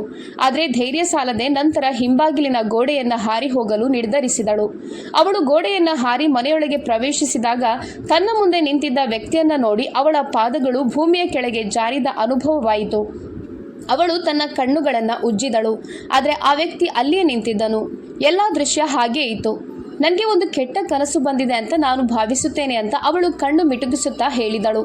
ಇದೇನೂ ಇಲ್ಲ, ಈಗ ನಿಜವಾದ ದುಸ್ವಪ್ನ ಪ್ರಾರಂಭವಾಗುತ್ತದೆ ಅಂತ ಅವನು ಮೃದುವಾಗಿ ಹೇಳಿ ದೃಢವಾದ ಹೆಜ್ಜೆಗಳನ್ನು ಇಟ್ಟು ಅವಳ ಕಡೆಗೆ ನಡೆದು ಬಂದನು. ನಾನು ನಿನಗೆ ಏನು ಹೇಳಿದ್ದೆ ಅಂತ ಕೇಳಿ ಅವನ ಕೈಯನ್ನು ಗೋಡೆಗೆ ಹೊಡೆದನು. ಅವಳು ಭಯದಿಂದ ಕಣ್ಣು ಮುಚ್ಚಿದಳು. ತುಟಿಗಳು ನಡುಗುತ್ತಿದ್ದವು. ಈ ದಿನಗಳಲ್ಲಿ ನಗರದ ಪರಿಸ್ಥಿತಿ ಎಷ್ಟು ಕೆಟ್ಟದಾಗಿದೆ ಅಂತ ನಿನಗೆ ತಿಳಿದಿದೆಯಾ? ಪ್ರತಿದಿನ ಹುಡುಗಿಯರಿಗೆ ಏನಾದರೂ ಅಪಘಾತಗಳು ಸಂಭವಿಸುತ್ತಲೇ ಇರುತ್ತವೆ ಅಂತ ಅವನು ಕೋಪದಿಂದ ಹೇಳಿದನು. ಹೌದು, ಆದರೆ ನಾನು ನವೀನ್ ಜೊತೆಗೆ ಹೋಗಿದ್ದೆ ಎಂದು ಅವಳು ಉತ್ತರಿಸಿದಳು. ಆ ವ್ಯಕ್ತಿಯನ್ನು ನಾನು ನಂಬೋದಿಲ್ಲ ಮತ್ತು ಅವನ ಸ್ವಂತ ಕುಟುಂಬವೇ ಅವನನ್ನು ನಂಬಲು ತಯಾರಿಲ್ಲ. ಆದರೆ ನೀನು ಹೇಗೆ ಅವನನ್ನು ನಂಬಿದೆ ಎಂದು ಕೇಳಿ ಅವನು ಮತ್ತೆ ಕೋಪದಿಂದ ಗೋಡೆಗೆ ಗುದ್ದಿದನು. ಅವನ ಕಿರುಚಾಟಕ್ಕೆ ಹೆದರಿ ಅವಳು ನಡುಗಿ ಹೋದಳು. ದಯವಿಟ್ಟು ನನ್ನನ್ನು ಕ್ಷಮಿಸು ಅಂತ ಹೇಳಿದಳು. ನಿನ್ನನ್ನು ಕ್ಷಮಿಸುವುದು ಅಷ್ಟರಲ್ಲೇ ಇದೆ. ಇಂದಿನಿಂದ ನೀನು ಮನೆಯಿಂದ ಹೊರಗೆ ಹೆಜ್ಜೆ ಹಾಕಬಾರ್ದು. ನೀನೆಲ್ಲಾದರೂ ಹೋಗಬೇಕಾದ್ರೆ ನಾನು ನಿನ್ನೊಂದಿಗೆ ಬರುತ್ತೇನೆ, ಅಥವಾ ನೀನು ಅಜ್ಜಿ ಅಥವಾ ಅಪ್ಪನ ಜೊತೆ ಹೋಗಬೇಕು. ನೀನು ಒಬ್ಬಂಟಿಯಾಗಿ ಎಲ್ಲೂ ಹೋಗುವ ಹಾಗಿಲ್ಲ. ಮೊನ್ನೆ ನಡೆದ ಆಸ್ಪತ್ರೆಯ ಹೃದಯ ವಿದ್ರಾವಕ ಪ್ರಕರಣ ಕೇಳಿ ಎಲ್ಲರ ಹೃದಯವು ನಡುಗಿ ಹೋಗಿದೆ. ಆದರೆ ನೀನು ಸ್ವಲ್ಪವೂ ಅಲುಗಾಡಲಿಲ್ಲ ಎಂದು ಹೇಳಿದನು. ಅವಳವನ ಮಾತುಗಳನ್ನು ಬಹಳ ಸಮಯದವರೆಗೆ ಸಹಿಸಿಕೊಂಡಳು ಮತ್ತು ಕೊನೆಗೆ ಮೌನ ಮುರಿದು, ನೀನು ನನಗೆ ಹೀಗೆ ಮಾಡಲು ಸಾಧ್ಯ ಇಲ್ಲ. ನಿನಗೆ ನನ್ನ ಮೇಲೆ ಯಾವುದೇ ಹಕ್ಕಿಲ್ಲ. ನನ್ನ ತಾಯಿ ಮತ್ತು ತಂದೆ ಜೀವಂತವಿರುವಾಗ ನನ್ನ ಮೇಲೆ ನಿರ್ಬಂಧಗಳನ್ನು ವಿಧಿಸಲು ನೀನ್ಯಾರು? ನನ್ನ ತಾಯಿಗೆ ನಾನು ಮಾಡುವ ಕೆಲಸದಿಂದ ಯಾವುದೇ ಸಮಸ್ಯೆ ಇಲ್ಲ. ಹಾಗಿದ್ಮೇಲೆ ಇದು ನಿನಗೂ ಕೂಡ ಸಮಸ್ಯೆ ಅಲ್ಲ ಅಂತ ದಿಟ್ಟತನದಿಂದ ಹೇಳಿದಳು. ಅವಳ ದಿಟ್ಟತನವನ್ನ ನೋಡಿ ಅವನು ದಿಗ್ಭ್ರಮೆಗೊಂಡನು. ನೀನ್ ಯಾರ ಜೊತೆ ಮಾತನಾಡ್ತಿದ್ಯಾ ಮತ್ತೇನ್ ಹೇಳ್ತಿದ್ಯಾ ಅಂತ ನಿನಗೆ ತಿಳಿದಿದ್ಯಾ ಎಂದು ಅವನು ಕೇಳಿದನು. ಅವನ ಕಣ್ಣುಗಳು ಬೆಂಕಿಯಂತೆ ಕಾಣುತ್ತಿದ್ದವು. ಇದನ್ನು ನೋಡಿದ ಅವಳ ಧ್ವನಿ ನಡುಗುತ್ತಿತ್ತು. ಆದರೆ ಅವಳ ಮಾತು ತೀಕ್ಷ್ಣ ಮತ್ತು ಸ್ಪಷ್ಟವಾಗಿದ್ದವು. ಹೌದು, ನಾನು ಯಾರೊಂದಿಗೆ ಮಾತನಾಡುತ್ತಿದ್ದೇನೆ ಹಾಗೂ ಹೇಗೆ ಮಾತನಾಡುತ್ತಿದ್ದೇನೆ ಅಂತ ನನಗೆ ಚೆನ್ನಾಗಿ ತಿಳಿದಿದೆ. ಇತರರ ಜೀವನವನ್ನು ಅಳೆಯುವುದನ್ನು ಇಷ್ಟಪಡುವ ಏಕೈಕ ವ್ಯಕ್ತಿ ಶ್ರೀ ಸಂತೋಷ್ ಪಾಟೀಲ್. ಯಾವಾಗಲೂ ಒಂದು ವಿಷಯವನ್ನು ನೆನಪಿಟ್ಟುಕೋ, ನೀನು ಇತರರನ್ನು ನಿಯಂತ್ರಿಸಬಹುದು, ಆದರೆ ನನ್ನನ್ನು ನಿಯಂತ್ರಿಸಲು ನಿನಗೆ ಸಾಧ್ಯ ಇಲ್ಲ. ಯಾಕಂದರೆ ನಿನಗೆ ನನ್ನ ಮೇಲೆ ಯಾವುದೇ ಹಕ್ಕಿಲ್ಲ ಎಂದು ಹೇಳಿದಳು. ಸರಿ ಮೇಡಮ್, ಆ ಪ್ರಶ್ನೆಗೆ ನಿನಗೆ ಶೀಘ್ರದಲ್ಲೇ ಉತ್ತರ ಸಿಗುತ್ತದೆ ಮತ್ತು ಆ ದಿನ ನಿನ್ನ ಎಲ್ಲ ತಪ್ಪು ಗ್ರಹಿಕೆಗಳು ನಿವಾರಣೆಯಾಗುತ್ತದೆ ಅಂತ ನನಗೆ ಚೆನ್ನಾಗಿ ತಿಳಿದಿದೆ. ಆಗ ನಿನಗೆ ನನ್ನನ್ನು ಒಪ್ಪಿಕೊಳ್ಳದೆ ಬೇರೆ ದಾರಿ ಇರುವುದಿಲ್ಲ ಅಂತ ಅವನು ತೀಕ್ಷ್ಣ ಧ್ವನಿಯಲ್ಲಿ ಹೇಳಿದನು. ಇಷ್ಟು ಹೇಳಿ ಅವನು ಅಲ್ಲಿಂದ ಹೊರಗೆ ಹೋದನು. ಮರುದಿನ ಅವಳ ಹುಟ್ಟುಹಬ್ಬವಾಗಿತ್ತು. ಆದರೆ ಯಾರಿಗೂ ನೆನಪಿರಲಿಲ್ಲ ಮತ್ತು ಆ ದಿನ ಮಧ್ಯರಾತ್ರಿ ಯಾರೂ ಅವಳಿಗೆ ಶುಭಾಶಯಗಳನ್ನು ಹೇಳಲಿಲ್ಲ. ಅವಳು ಕೋಪದಿಂದ, ಅವನು ನನ್ನನ್ನು ಹೇಗೆ ಬಂಧಿಸುತ್ತಾನೆ? ನಾನು ಎಲ್ಲಿ ಬೇಕಾದರೂ ಹೋಗುತ್ತೇನೆ. ನಾನು ಯಾರಿಗೂ ಹೆದರುವ ಅಗತ್ಯವಿಲ್ಲ. ಇದು ನನ್ನ ಜೀವನ ಮತ್ತು ನಾನು ಬಯಸಿದ ಹಾಗೆ ಬದುಕುತ್ತೇನೆ ಅಂತ ಗೊಣಗುತ್ತಾ ಹಾಸಿಗೆ ಮೇಲೆ ಮಲಗಿ ಸ್ವಲ್ಪ ಸಮಯ ಗಾಢವಾದ ನಿದ್ದೆ ಮಾಡಿದಳು. ಆದರೆ ಸಂತೋಷ್ನಂತಹ ವ್ಯಕ್ತಿ ಯಾವಾಗಲೂ ಹೇಳೋದನ್ನ ಮಾಡುತ್ತಾನೆ ಎಂಬುದನ್ನು ಅವಳು ಮರೆತಿದ್ದಳು. ಮರುದಿನ ಬೆಳಗ್ಗೆ ಅವಳು ಎದ್ದು ಫ್ರೆಶ್ ಅಪ್ ಆಗಿ ಕೋಣೆಯಿಂದ ಹೊರಬರುವಾಗ ಬಾಗಿಲು ಹೊರಗಿನಿಂದ ಲಾಕ್ ಆಗಿತ್ತು. ಅವಳು ಆತಂಕದಿಂದ ಬಾಗಿಲನ್ನು ತೆರೆಯಲು ನೋಡಿದಳು, ಆದರೆ ಅದು ವಿಫಲವಾಯಿತು. ನಿರಾಶೆಗೊಂಡ ಅವಳು ಫೋನ್ ಎತ್ತಿಕೊಂಡು ತನ್ನ ತಾಯಿಗೆ ಕರೆ ಮಾಡಿದಳು. ಫೋನಿನಲ್ಲಿ ಇನ್ನೊಂದು ಕಡೆಯಿಂದ ಅವಳ ತಾಯಿಯ ಕಠಿಣವಾದ ಧ್ವನಿ ಕೇಳಿಸಿತು. ನೀನು ಮಾಡಿದ ಕೆಲಸದಿಂದಾಗಿ ನಾನು ಯಾರಿಗೂ ಮುಖ ತೋರಿಸಲು ಸಾಧ್ಯವಾಗೋದಿಲ್ಲ. ಇಡೀ ಕುಟುಂಬದ ಮುಂದೆ ನೀನು ನನ್ನನ್ನು ಮುಜುಗರವಾಗುವಂತೆ ಮಾಡಿದ್ಯಾ. ಈಗ ನಾನು ನಿನ್ನೊಂದಿಗೆ ಮಾತನಾಡಲು ಬಯಸೋದಿಲ್ಲ. ನಿನ್ನ ಅಹಂಕಾರ ಕಡಿಮೆಯಾಗಿ ನೀನು ಸಂತೋಷ್ ಬಳಿ ಕೈ ಜೋಡಿಸಿ ಕ್ಷಮೆ ಕೇಳುವವರೆಗೂ ನಾನು ನಿನ್ನನ್ನು ಕೋಣೆಯಿಂದ ಹೊರಗೆ ಬಿಡೋದಿಲ್ಲ ಅಂತ ಹೇಳಿದ್ರು. ಇದನ್ನು ಕೇಳಿದ ಅವಳ ಕಣ್ಣುಗಳು ಕೋಪದಿಂದ ಕೆಂಡಾಮಂಡಲವಾಯಿತು. ಅವಳು ದೃಢ ನಿಶ್ಚಯದಿಂದ, ಅವನ ಮುಂದೆ ಮಣಿಯುವುದಕ್ಕಿಂತ ನಾನು ಸಾಯುವುದೇ ಮೇಲು. ನಾನು ನನ್ನ ಜೀವನವನ್ನು ಪಣಕ್ಕಿಡುತ್ತೇನೆ, ಆದರೆ ಆ ಮನುಷ್ಯನ ಬಳಿ ಕ್ಷಮೆ ಯಾಚಿಸೋದಿಲ್ಲ ಎಂದು ಹೇಳಿ ಫೋನ್ ಕಟ್ ಮಾಡಿದಳು. ಅವಳ ತಾಯಿ ಕೂಡ ಕೋಪದಿಂದ ಫೋನ್ ಕಟ್ ಮಾಡಿದ್ರು. ಅವಳು ತಲೆಯ ಮೇಲೆ ಕೈ ಇಟ್ಟು ಕುಳಿತುಕೊಂಡು, ಇದು ಯಾವ ರೀತಿಯ ಮೋಸ? ಯಾರಾದ್ರೂ ಒಬ್ಬ ದುಷ್ಟ ವ್ಯಕ್ತಿಯ ಪರವಾಗಿ ತಮ್ಮ ಸ್ವಂತ ಮಗಳನ್ನ ಕೋಣೆಯಲ್ಲಿ ಹೇಗೆ ಬಂಧಿಸಲು ಸಾಧ್ಯ ಅಂತ ಅಂದುಕೊಂಡಳು. ಅವಳು ತನ್ನ ಗೆಳತಿ ಪೂಜಾಳಿಗೆ ಕರೆ ಮಾಡಿದಳು. ಆದರೆ ಅವಳು ಕೂಡ, ನಾನು ನಿನ್ಗೆ ಈ ವಿಷಯದಲ್ಲಿ ಸಹಾಯ ಮಾಡಲು ಸಾಧ್ಯವಿಲ್ಲ. ಅಣ್ಣ ಈಗಾಗಲೇ ತುಂಬಾ ಕೋಪಗೊಂಡಿದ್ದಾನೆ. ನೀನು ನಿನ್ನೆ ರಾತ್ರಿ ಅವನಿಗೆ ಮೋಸ ಮಾಡಿದ್ಯಾ. ಹಾಗಾಗಿ ನೀನು ಅವನ ಬಳಿ ಕ್ಷಮೆ ಕೇಳಬೇಕು ಅಂತ ಹೇಳಿ ಫೋನ್ ಕಟ್ ಮಾಡಿದಳು. ಅವಳು ಮೊಬೈಲ್ನಲ್ಲಿ ತನ್ನ ಬ್ಯಾಂಕ್ ಬ್ಯಾಲೆನ್ಸ್ ಪರಿಶೀಲಿಸಿದಾಗ ಅದು ಶೂನ್ಯವಾಗಿತ್ತು. ಅವಳ ಖಾತೆಯಲ್ಲಿ ಹಣವಿರಲಿಲ್ಲ. ಆ ಇಡೀ ದಿನವನ್ನು ಅವಳು ದಿಗ್ಭ್ರಮೆಗೊಂಡು ಕಳೆದಳು. ತುಂಬಾ ಹೊತ್ತು ಅವಳು ಕಾದಂಬರಿ ಓದುತ್ತಿದ್ದಳು. ಆಗಾಗ ತನ್ನ ಮೊಬೈಲ್ ನೋಡುತ್ತಿದ್ದಳು ಮತ್ತು ಲ್ಯಾಪ್ಟಾಪ್ನಲ್ಲಿ ಸಿನಿಮಾ ನೋಡುತ್ತಿದ್ದಳು ಮತ್ತು ಆಯಾಸವಾದಾಗ ನಿದ್ರೆಗೆ ಜಾರುತ್ತಿದ್ದಳು. ತನ್ನ ಮೊಬೈಲ್ ಮತ್ತು ಲ್ಯಾಪ್ಟಾಪ್ ರೂಮಿನಲ್ಲೇ ಇರುವುದಕ್ಕಾಗಿ ಅವಳು ದೇವರಿಗೆ ಧನ್ಯವಾದಗಳನ್ನು ಹೇಳಿದಳು. ಇಲ್ಲದಿದ್ದರೆ ಅವಳು ಆ ದಿನ ಜೀವಂತವಾಗಿ ಸಾಯುತ್ತಿದ್ದಳು. ದಿನವಿಡೀ ಮಲಗಿರೋದ್ರಿಂದ ಅವಳಿಗೆ ಆ ರಾತ್ರಿ ನಿದ್ದೆ ಬರಲಿಲ್ಲ. ಅವಳ ಸೋದರ ಸಂಬಂಧಿಗಳ ನಗು ಮತ್ತು ಮೋಜಿನ ಶಬ್ದಗಳು ಹೊರಗಿನಿಂದ ಕೇಳಿಸುತ್ತಿದ್ದವು. ಅವರೆಲ್ಲರೂ ವರಾಂಡದಲ್ಲಿ ಕುಳಿತು ಲೂಡೋ ಆಡುತ್ತಿದ್ದರು. ಇದರಿಂದ ಅವಳ ಮನಸ್ಸಿಗೆ ತುಂಬಾ ನೋವಾಗುತ್ತಿತ್ತು. ಅವಳು ಹೋಗಿ ಅವರೊಂದಿಗೆ ಆಟವಾಡಲು ಬಯಸುತ್ತಿದ್ದಳು. ನಾನೀಗ ಏನ್ ಮಾಡಬೇಕು? ಸಂತೋಷ್ ಬಳಿ ಹೇಗೆ ಕ್ಷಮೆ ಕೇಳಲಿ ಅಂತ ಅವಳು ಯೋಚಿಸುತ್ತಿದ್ದಳು. ದೇವ್ರೆ, ನನಗೆ ಸಹಾಯ ಮಾಡುವಂತ ಸುಮಾರು 2 ಗಂಟೆಗಳ ಕಾಲ ಈ ನಿರ್ಧಾರದ ಬಗ್ಗೆ ಯೋಚಿಸಿ ತನ್ನ ತಾಯಿಗೆ ಮತ್ತೆ ಫೋನ್ ಮಾಡಿದಳು. ತಾನು ಸಂತೋಷ್ ಹತ್ತಿರ ಕ್ಷಮೆ ಕೇಳುವುದಾಗಿಯೂ ಮತ್ತು ಇನ್ಯಾವತ್ತೂ ಅಂತಹ ಕೆಲಸವನ್ನ ಮಾಡುವುದಿಲ್ಲ ಅಂತ ಭರವಸೆ ನೀಡುವುದಾಗಿಯೂ ಹೇಳಿದಳು. ಆದರೆ ದಯವಿಟ್ಟು ನನ್ನನ್ನು ಕೋಣೆಯಿಂದ ಹೊರಗೆ ಕರೆದುಕೊಂಡು ಬನ್ನಿ, ಇಲ್ಲದಿದ್ದರೆ ನಾನು ಇಲ್ಲಿಯೇ ಹುಚ್ಚಿಯಾಗಿ ಬಿಡುತ್ತೇನೆ ಅಂತ ಕೂಡ ಹೇಳಿದಳು. ಆ ದಿನ ಬೆಳಿಗ್ಗೆಯಿಂದ ಅಜ್ಜಿ ತನ್ನ ಮೊಮ್ಮಗಳನ್ನು ನೋಡಿರಲಿಲ್ಲ. ಇದರಿಂದ ಅವರು ತುಂಬಾ ಚಿಂತಿತರಾಗಿದ್ದರು. ಅವರು ಶಮಿತಾ ತಾಯಿಯನ್ನ ಕರೆದುಕೊಂಡು ಸಂತೋಷ್ ಕೋಣೆಗೆ ಹೋದರು. ಕ್ಷಮಿಸು ಸಂತೋಷ್ ಎಂದು ಅವಳು ಹೇಳಿದಳು. ಆಗವನು, ಪರವಾಗಿಲ್ಲ, ಇನ್ನೊಮ್ಮೆ ಈ ರೀತಿ ಮಾಡಿದ್ರೆ ಕ್ಷಮೆ ಸಿಗೋದಿಲ್ಲ, ಬದಲಿಗೆ ನಿನಗೆ ಶಿಕ್ಷೆ ಆಗುತ್ತದೆ ಅಂತ ಹೇಳಿದನು. ಪ್ರತಿ ಬಾರಿಯೂ ಅವರು ನಿನ್ನನ್ನು ಕ್ಷಮಿಸ್ತಾರೆ, ಮುಂದಿನ ಬಾರಿ ನಾನು ನಿನ್ನ ಮಾತನ್ನ ಕೇಳೋದಿಲ್ಲ ಅಂತ ಅವಳ ತಾಯಿ ಕಠಿಣವಾಗಿ ಹೇಳಿದ್ರು. ಅಮ್ಮ, ನಿನ್ಗೆ ನನ್ಗಿಂತ ಅವನ ಹತ್ತಿರ ಯಾಕೆ ಅಷ್ಟೊಂದು ಪ್ರೀತಿ? ನೀನು ನನಗಿಂತ ಅವನಿಗೆ ಹೆಚ್ಚು ಪ್ರಾಮುಖ್ಯತೆ ಕೊಡ್ತಿದ್ಯಾ. ನಾನು ನಿನ್ನ ಸ್ವಂತ ಮಗಳಲ್ವಾ? ನೀನು ನನ್ನನ್ನು ಕಸದ ರಾಶಿಯಿಂದ ಎತ್ತಿಕೊಂಡು ಬಂದಿದ್ಯಾ? ಹೀಗೆ ಮಾಡೋದ್ರಿಂದ ನಿನ್ಗೇನು ಸಿಗುತ್ತದೆ ಎಂದು ತನ್ನ ತಾಯಿಯನ್ನ ಕೇಳಿದಳು. ನನ್ನ ಮನಸ್ಸಿಗೆ ನೆಮ್ಮದಿ ಸಿಗುತ್ತದೆ ಅಂತ ಅವಳ ತಾಯಿ ಹೇಳಿದ್ರು. ಅವಳು ರೂಮಿನಿಂದ ಹೊರಗೆ ಬಂದು ವರಾಂಡದಲ್ಲಿ ಆಟವಾಡುತ್ತಿದ್ದ ತನ್ನ ಸೋದರ ಸಂಬಂಧಿಗಳ ಜೊತೆ ಆಟವಾಡಲು ಓಡಿದಳು. ಅವಳು ಆಟದಲ್ಲಿ ತುಂಬಾ ಮೋಸಗಾತಿಯಾಗಿದ್ದಳು ಮತ್ತು ತುಂಬಾ ಚಾಣಾಕ್ಷತನದಿಂದ ಜೊತೆಗಿರುವವರಿಗೆ ಮೋಸ ಮಾಡ್ತಿದ್ಲು. ಹಾಗಾಗಿ ಆ ಆಟವನ್ನು ಅವಳು ಗೆದ್ದಳು.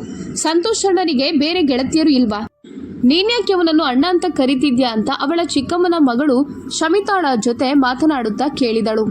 ಅವನು ಸಂಬಂಧದಲ್ಲಿ ನನ್ನ ಅಣ್ಣ, ಹಾಗಾಗಿ ನಾನು ಅವನನ್ನ ಅಣ್ಣ ಅಂತ ಕರೀತೇನೆ ಅಂತ ಶಮಿತಾ ಉತ್ತರಿಸಿದಳು. ಅವನು ನಿನ್ನ ಅಣ್ಣ ಅಂತ ಯಾರು ನಿನ್ಗೆ ಹೇಳಿದ್ದು? ಅವನು ನಿನ್ನ ಭಾವಿ ಪತಿ ಅಂತ ಅವಳು ಹೇಳಿದಾಗ ಶಮಿತಾಳಿಗೆ ಒಂದು ಕ್ಷಣ ತನ್ನ ಕಿವಿಗಳನ್ನ ನಂಬಲು ಸಾಧ್ಯವಾಗಲಿಲ್ಲ. ಏನು, ನೀನ್ ನನ್ನ ಜೊತೆ ತಮಾಷೆ ಮಾಡ್ತಿದ್ಯಾ ಎಂದು ಅವಳು ಪ್ರಶ್ನಿಸಿದಳು. ಖಂಡಿತ ಇಲ್ಲ, ಈ ವಿಷಯದಲ್ಲಿ ನಾನು ನಿನ್ನ ಜೊತೆ ಯಾಕೆ ತಮಾಷೆ ಮಾಡಬೇಕು? ಮತ್ತು ಈ ವಿಷಯವನ್ನ ದೃಢೀಕರಿಸದೆ ನಾನು ನಿನಗೆ ಹೇಳುತ್ತಿರಲಿಲ್ಲ, ಯಾಕಂದ್ರೆ ಇದು ತುಂಬಾ ಗಂಭೀರವಾದ ವಿಷಯ. ನನ್ನ ತಾಯಿ ಕೆಲವು ದಿನಗಳ ಹಿಂದೆ ಇದರ ಬಗ್ಗೆ ನನಗೆ ಹೇಳಿದ್ದರು. ನೀನು ಚಿಕ್ಕವಳಿರುವಾಗಲೇ ಸಂತೋಷ್ ಜೊತೆ ನಿನ್ನ ನಿಶ್ಚಿತಾರ್ಥ ಮಾಡಿರೋದಾಗಿ ಅವರು ನನಗೆ ಹೇಳಿದ್ದರು ಅಂತ ಅವಳು ಉತ್ತರಿಸಿದಳು. ಇಲ್ಲ, ನಾನು ಈ ನಿಶ್ಚಿತಾರ್ಥವನ್ನ ನಂಬೋದಿಲ್ಲ ಮತ್ತು ಯಾರಾದರೂ ನನ್ನಲ್ಲಿ ಈ ವಿಷಯವನ್ನ ಹೇಳಿದ್ರೆ ನಾನು ನಿರಾಕರಿಸುತ್ತೇನೆ ಅಂತ ಹೇಳಿದ್ಲು. ಅವಳು ಸಂತೋಷ್ನನ್ನು ಅಣ್ಣ ಅಂತ ಕರೆದ್ರೆ ಅವನು ಯಾಕೆ ಕಿರಿಕಿರಿಗೊಳ್ಳುತ್ತಾನೆ ಅಂತ ಅವಳಿಗೆ ಈಗ ಅರ್ಥವಾಯಿತು. ಅವಳು ಅಣ್ಣ ಅಂತ ಕರೆಯುವಾಗ ಅವನಿಗೆ ತುಂಬಾ ಕೋಪ ಬರುತ್ತಿತ್ತು. ಎಂತಹ ಸಮಸ್ಯೆಗೆ ನಾನು ಸಿಕ್ಕಿ ಹಾಕಿಕೊಂಡೆ. ಅವಳ ಮನಸ್ಸು ತುಂಬಾ ಗೊಂದಲವಾಯಿತು. ಭವಿಷ್ಯದ ಬಗ್ಗೆ ಅವಳು ತುಂಬಾ ಯೋಜನೆಗಳನ್ನು ಹಾಕಿಕೊಂಡಿದ್ದಳು. ಒಂದು ದಿನ ಅವಳು ಮತ್ತು ಪೂಜಾ ಕಾಲೇಜಿನಿಂದ ಮನೆಗೆ ಹಿಂತಿರುಗಿ ಬರುವಾಗ ದಾರಿಯಲ್ಲಿ ಅವರ ಕಾರು ಇದ್ದಕ್ಕಿದ್ದಂತೆ ಕೆಟ್ಟು ಹೋಯಿತು. ಚಾಲಕ ಕಾರನ್ನು ಪರಿಶೀಲಿಸಿ, ಮೇಡಮ್, ನಾನು ನಿಮಗೆ ಬೇರೆ ಕಾರಿನ ವ್ಯವಸ್ಥೆ ಮಾಡುತ್ತೇನೆ ಅಂತ ಹೇಳಿದನು. ಇಲ್ಲ, ಅದರ ಅಗತ್ಯ ಇಲ್ಲ, ನಾವಿಬ್ರು ಆಟೋದಲ್ಲಿ ಹೋಗುತ್ತೇವೆ ಅಂತ ಶಮಿತಾ ಹೇಳಿದಳು. ಏನ್ ಹೇಳ್ತಿದ್ದೀರಾ ಮೇಡಮ್, ನೀವು ಆಟೋದಲ್ಲಿ ಹೋಗ್ತೀರಾ? ದಯವಿಟ್ಟು ನನ್ನನ್ನು ಕ್ಷಮಿಸಿ ಅಂತ ಡ್ರೈವರ್ ಹೇಳಿದನು. ಡ್ರೈವರ್ ಬೇಗ ಕಾರಿನ ವ್ಯವಸ್ಥೆ ಮಾಡಿ ನನಗೆ ಆಟೋದಲ್ಲಿ ಹೋಗಲು ಇಷ್ಟ ಇಲ್ಲ ಅಂತ ಪೂಜಾ ಹೇಳಿದಳು. ಆಗ ಶಮಿತಾ ಪೂಜಾಳನ್ನ ನೋಡಿ, ನೀನು ಕೆಲವು ದಿನಗಳಿಂದ ನನ್ನಿಂದ ಸ್ವಲ್ಪ ಅಂತರ ಕಾಯ್ದುಕೊಂಡಿದ್ಯಾ ಅಂತ ನನಗೆ ಅನಿಸ್ತಿದೆ. ಹೇಳು, ನಾನು ಮಾಡಿದ ತಪ್ಪೇನು? ನಿನ್ನ ಮುಂಗೋಪಿ ಅಣ್ಣ ಯಾವಾಗಲೂ ನನ್ನ ರಕ್ತ ಹೀರಲು ತಯಾರಾಗಿರ್ತಾನೆ. ಈಗ ನಾನು ನನ್ನ ಜೀವನವನ್ನ ಮುಕ್ತವಾಗಿ ಆನಂದಿಸಲು ಕೂಡ ಸಾಧ್ಯವಿಲ್ವಾ ಎಂದು ಹೇಳಿದಳು. ನೋಡು, ಯಾರೂ ಕೂಡ ನೀನು ಆನಂದಿಸುವುದನ್ನ ತಡೆಯೋದಿಲ್ಲ, ಆದ್ರೆ ನೀನು ಯಾವಾಗಲೂ ವರ್ತಿಸುವ ರೀತಿ ನಿನಗೆ ಸರಿ ಹೊಂದೋದಿಲ್ಲ. ಯಾಕಂದ್ರೆ ನೀನು ದೊಡ್ಡ ಮನೆಯ ಸೊಸೆ, ಭವಿಷ್ಯದಲ್ಲಿ ಸಂತೋಷ್ ಹೆಂಡತಿಯಾಗಿ ಬಾಳ್ಬೇಕಾದವಳು ಎಂದು ಪೂಜಾ ಹೇಳಿದಳು. ಉಳಿದ ಮಾತುಗಳು ಅವಳ ಬಾಯಿಯಲ್ಲಿ ಅರ್ಧಕ್ಕೆ ನಿಂತು ಬಿಟ್ಟವು. ಇಲ್ಲ, ನಾನವನನ್ನ ಎಂದಿಗೂ ಗಂಡ ಅಂತ ಪರಿಗಣಿಸೋದಿಲ್ಲ, ನಾನವನ ಹೆಂಡತಿಯೂ ಆಗೋದಿಲ್ಲ ಎಂದು ಶಮಿತಾ ಉತ್ತರಿಸಿದಳು. ಹಾಗಾದ್ರೆ ನಿನ್ಗೆ ಈ ವಿಚಾರ ಮೊದಲೇ ತಿಳಿದಿದ್ಯಾ ಎಂದು ಪೂಜಾ ಆಶ್ಚರ್ಯದಿಂದ ಕೇಳಿದಳು. ಹೌದು, ನನ್ನ ಚಿಕ್ಕಮ್ಮನ ಮಗಳು 2 ವಾರಗಳ ಹಿಂದೆ ನನಗೆ ಈ ವಿಚಾರವನ್ನ ಹೇಳಿದಾಳೆ. ಆದ್ರೆ ಪೂಜಾ, ನಿನ್ಗೆ ಒಂದು ವಿಷಯವನ್ನ ನಾನು ಹೇಳುತ್ತೇನೆ. ನಾನು ಈ ಸಂಬಂಧವನ್ನ ಎಂದಿಗೂ ಒಪ್ಪಿಕೊಳ್ಳೋದಿಲ್ಲ ಮತ್ತು ಅದನ್ನ ಮುರಿಯಲು ನಾನು ಈ ಮನೆಯಿಂದ ದೂರವಾಗಬೇಕಾದಲ್ಲಿ ನಾನು ಹಿಂದೆ ಸರಿಯುವುದಿಲ್ಲ ಅಂತ ಶಮಿತಾ ದೃಢವಾಗಿ ಹೇಳಿದಳು. ಹಾಗಾದ್ರೆ ನನ್ನ ಅಣ್ಣನಿಂದ ನಿನ್ಗೆ ಆದ ತಪ್ಪಾದ್ರೂ ಏನು ಎಂದು ಪೂಜಾ ಕೇಳಿದಳು. ತಪ್ಪು ಅವನದ್ದೇನೂ ಇಲ್ಲ. ಅವನಿಗೆ ಯಾವುದರಲ್ಲೂ ಕೊರತೆ ಇಲ್ಲ. ಅದೂ ಅಲ್ಲದೆ ಅವನಿಗೆ ಕೋಪ ಮತ್ತು ಹುಚ್ಚುತನ ಸ್ವಲ್ಪ ಹೆಚ್ಚಾಗೇ ಇದೆ. ಅದೂ ಅಲ್ಲದೆ ಅವನು ಸಂಪೂರ್ಣ ಸೈಕೋ ಮತ್ತು ತುಂಬಾ ಸ್ವಾರ್ಥಿ. ಹಾಗಾಗಿ ನಾನು ನನ್ನ ಯೌವನವನ್ನು ಮತ್ತು ನನ್ನ ಸುಂದರವಾದ ಜೀವನವನ್ನ ಹಾಳು ಮಾಡಲು ತಯಾರಿಲ್ಲ ಎಂದು ಹೇಳಿದಳು. ಮಾತನಾಡುತ್ತಾ ಅವರಿಬ್ಬರು ಮುಂದೆ ನಡೆಯಲು ಪ್ರಾರಂಭಿಸಿದರು. ಆದರೆ ಇಬ್ಬರಿಗೂ ತಾವು ಎಲ್ಲಿಗೆ ಹೋಗುತ್ತಿದ್ದೇವೆ ಅಂತ ತಿಳಿಯಲಿಲ್ಲ. ಆಗ ಶಮಿತಾ ಹೊರಗೆ ತುಂಬಾ ಕಾರುಗಳನ್ನ ನಿಲ್ಲಿಸಿದ್ದ ಒಂದು ಐಷಾರಾಮಿ ಹೋಟೆಲ್ ಅನ್ನ ನೋಡಿದಳು. ನನಗೆ ತುಂಬಾ ಹಸಿವಾಗ್ತಿದೆ, ಒಳಗೆ ಹೋಗಿ ಏನಾದ್ರೂ ತಿನ್ನೋಣ ಎಂದು ಹೇಳಿದಳು. ಅವಳ ಮುಖ ತುಂಬಾ ಚೇಷ್ಟೆ ಮಾಡುವ ಹಾಗೆ ಕಾಣಿಸ್ತಿತ್ತು. ಒಳಗೆ ಒಂದು ದೊಡ್ಡ ಬಿಸಿನೆಸ್ ಪಾರ್ಟಿ ನಡೆಯುತ್ತಿದೆ ಅಂತ ಹೋಟೆಲ್ನಿಂದ ಹೊರಬರುತ್ತಿದ್ದ ವ್ಯಕ್ತಿಗಳಿಂದ ಕೇಳಿ ತಿಳಿದುಕೊಂಡಳು. ಇದು ಸರಿಯಾದ ಸಮಯ, ನಾವು ಒಳಗೆ ಹೋಗಿ ಸದ್ದಿಲ್ಲದೆ ಸ್ವಲ್ಪ ತಿಂದು ಹೋಗೋಣ ಅಂತ ಮುಗುಳ್ನಗುತ್ತಾ ಹೇಳಿದಳು. ಇಬ್ಬರು ಉತ್ತಮ ಬ್ರಾಂಡೆಡ್ ಬಟ್ಟೆಗಳನ್ನ ಧರಿಸಿದ್ದರು ಮತ್ತು ಬ್ರಾಂಡೆಡ್ ಬ್ಯಾಗ್ಗಳನ್ನ ಕೈಯಲ್ಲಿ ಹಿಡಿದುಕೊಂಡಿದ್ದರು. ಶಮಿತಾ ನೋಡಲು ಚಿಕ್ಕವರಂತೆ ಕಾಣುತ್ತಿದ್ದರೂ ಇತರರ ಕಾಳಜಿ ವಹಿಸುತ್ತಿದ್ದಳು. ಅವಳು ಪೂಜಾಳ ಕೈ ಹಿಡಿದು ಬೇಗನೆ ಹೋಟೆಲ್ ಒಳಗೆ ನಡೆದಳು. ಎಲ್ಲಿಗೆ ಹೋಗ್ತಿದ್ಯಾ? ಒಳಗೆ ಪಾರ್ಟಿ ನಡೆಯುತ್ತಿದೆ, ಬಾ ವಾಪಸ್ ಹೋಗೋಣ, ಇಲ್ಲದಿದ್ರೆ ಎಲ್ರಿಗೂ ನಮ್ಮ ರಹಸ್ಯ ತಿಳಿಯುತ್ತದೆ. ಈಗ ನೀನು ಏನ್ ಮಾಡ್ಬೇಕೆಂದಿದ್ಯಾ ಹೇಳು ಎಂದು ಪೂಜಾ ಗಾಬರಿಯಿಂದ ಕೇಳಿದಳು. ನನಗೆ ಸ್ವಲ್ಪ ಉಚಿತವಾದ ಊಟ ಬೇಕು, ಬೇರೇನು ಬೇಡ. ನಾನು ಮತ್ತು ನವೀನ್ ಮೊದಲು ಒಂದೆರಡು ಬಾರಿ ಈ ರೀತಿ ಬಂದು ಊಟ ಮಾಡಿದ್ದೇವೆ ಮತ್ತು ಯಾರ ಕೈಗೂ ಸಿಕ್ಕಿ ಬೀಳಲಿಲ್ಲ ಅಂತ ಶಮಿತಾ ಹೇಳಿದಳು. ನನಗೆ ತುಂಬಾ ಭಯ ಆಗ್ತಿದೆ.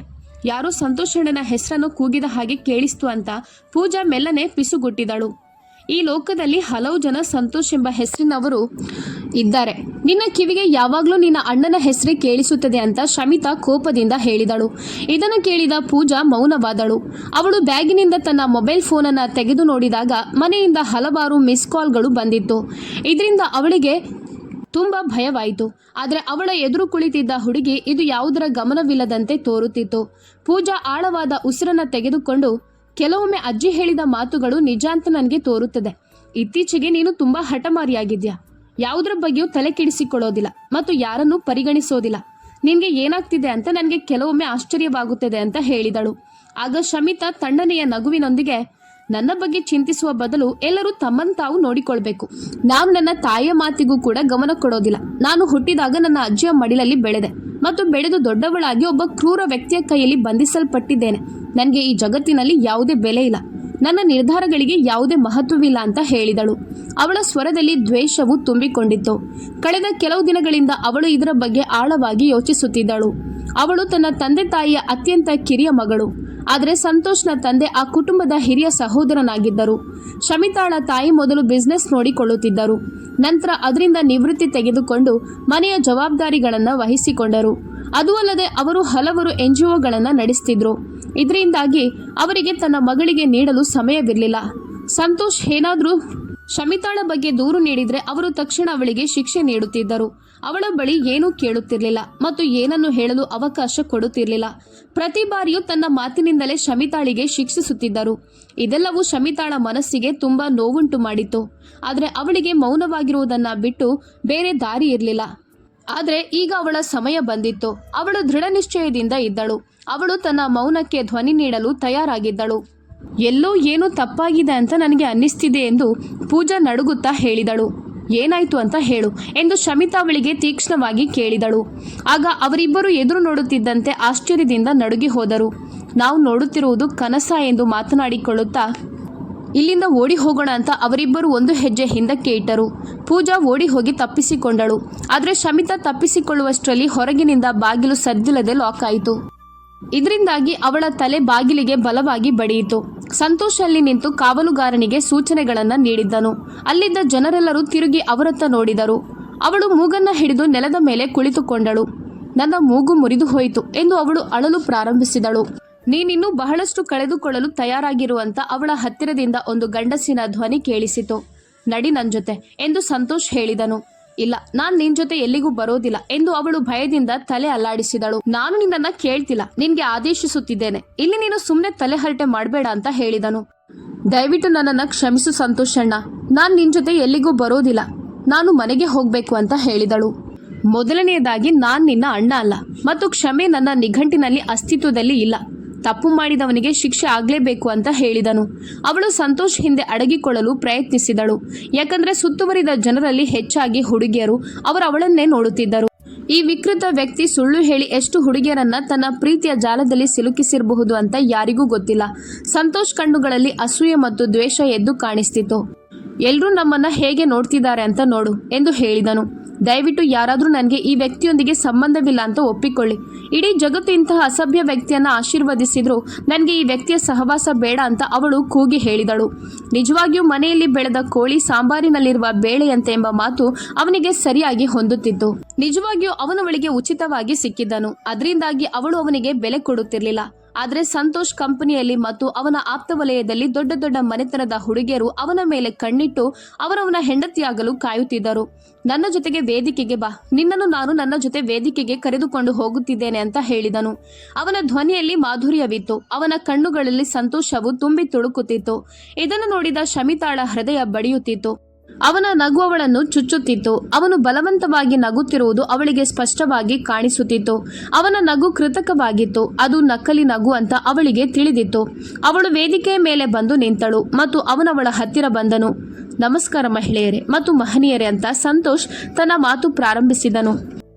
ಅವನ ಧ್ವನಿಯು ಎಲ್ಲರ ಗಮನ ಸೆಳೆಯಿತು. ಅವನು ಶಮಿತಾಳ ಸೊಂಟದ ಮೇಲೆ ಕೈಯಿಟ್ಟು ಅವಳನ್ನ ಹತ್ತಿರಕ್ಕೆ ಎಳೆದನು. ಅವಳು ತನ್ನ ಸೊಂಟ ಮತ್ತು ಹೊಟ್ಟೆಯ ಮೇಲೆ ಅವನ ಬೆರಳಿನ ಸುಳಿಯನ್ನು ಅನುಭವಿಸಿದಳು. ಅವಳ ಹೃದಯ ಎಷ್ಟು ವೇಗವಾಗಿ ಬಡಿಯುತ್ತಿತ್ತು ಎಂದರೆ ಎಲ್ಲರಿಗೂ ಅದು ಕೇಳಿಸುತ್ತಿದೆ ಅಂತ ಅವಳು ಭಾವಿಸಿದಳು. ಅವಳ ಕೈಗಳು ತುಂಬಾ ತಣ್ಣಗಾಗಿದ್ದವು, ಆದರೆ ಅವಳು ಬೆವರುತ್ತಿದ್ದಳು. ಇಂದು ನಾನು ನಿಮಗೆ ಒಬ್ಬ ವ್ಯಕ್ತಿಯನ್ನು ಪರಿಚಯಿಸಲು ಬಯಸುತ್ತೇನೆ ಅಂತ ಹೇಳಿದನು. ಎಲ್ಲರ ಕಣ್ಣುಗಳು ಈಗ ಅವರಿಬ್ಬರ ಮೇಲೆ ನೆಟ್ಟಿದ್ದವು. ಅವರಿಬ್ಬರು ಪರಿಪೂರ್ಣ ದಂಪತಿಗಳಂತೆ ಕಾಣುತ್ತಿದ್ದರು.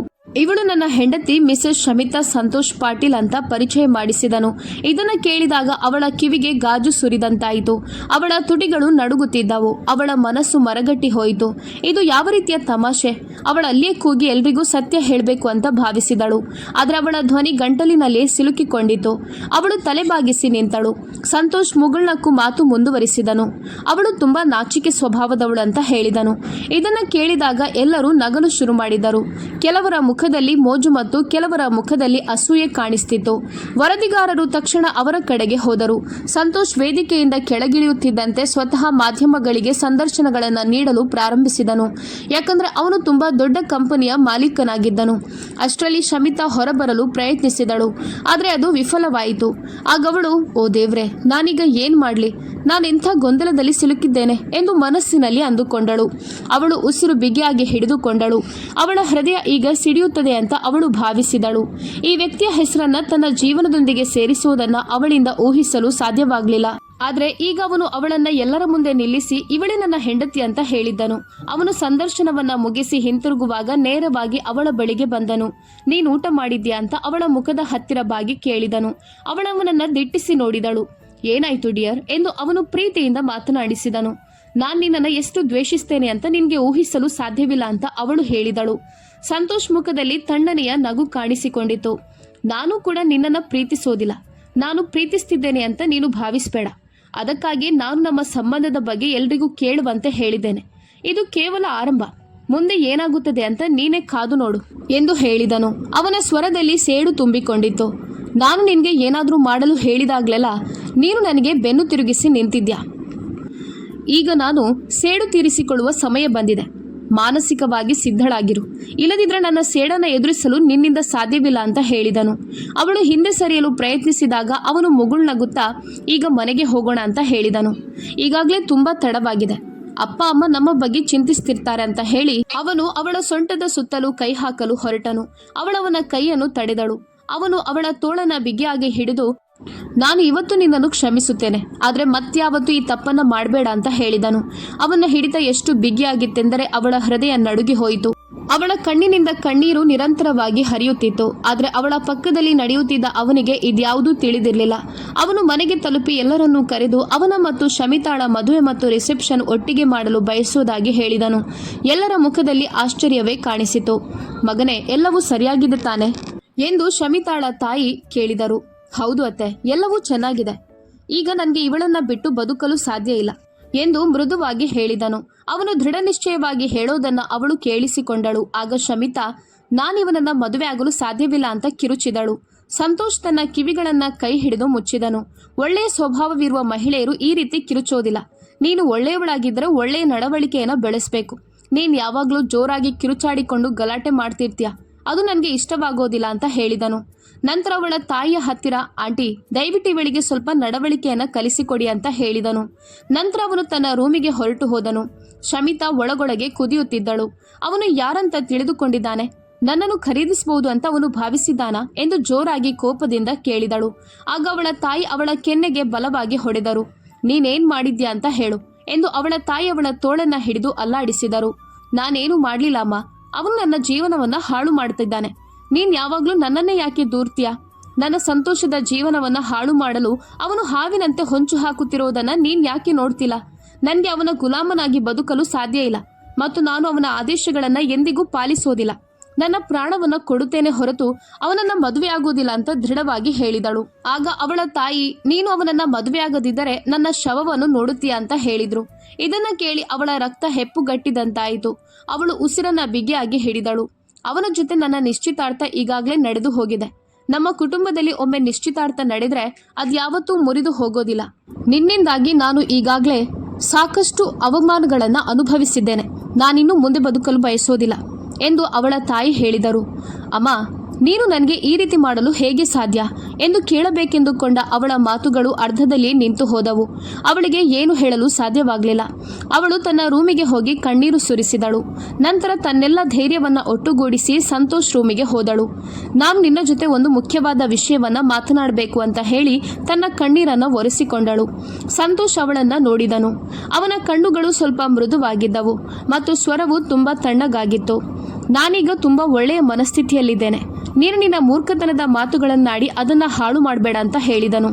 ಅವಳು ನಡುಗುವ ಧ್ವನಿಯಲ್ಲಿ, ಹಾಗಾದ್ರೆ ನೀನು ಇತರರ ಜೀವನವನ್ನ ಹಾಳು ಮಾಡಿ ನೀನು ಮಾತ್ರ ಸಂತೋಷವಾಗಿ ಇರ್ತೀಯಾ ಎಂದು ಕೇಳಿದಳು. ಇದನ್ನು ಕೇಳಿದ ಸಂತೋಷ್ ಮುಖ ಮಸುಕಾಯಿತು. ಯಾಕೆ ನನ್ನನ್ನು ಇಷ್ಟೊಂದು ದ್ವೇಷಿಸ್ತೀಯಾ? ನಾನು ನಿನ್ಗೆ ಏನ್ ಮಾಡಿದ್ದೇನೆ ಅಂತ ಅವನು ಕೇಳಿದನು. ನೀನು ಈ ಮಾತನ್ನ ಕೇಳ್ತಿದ್ಯಾ ಎಂದು ಅವಳು ಗುಡುಗಿದಳು. ಅವಳ ಧ್ವನಿ ರೂಮಿನ ತುಂಬಾ ಪ್ರತಿಧ್ವನಿಸಿತು.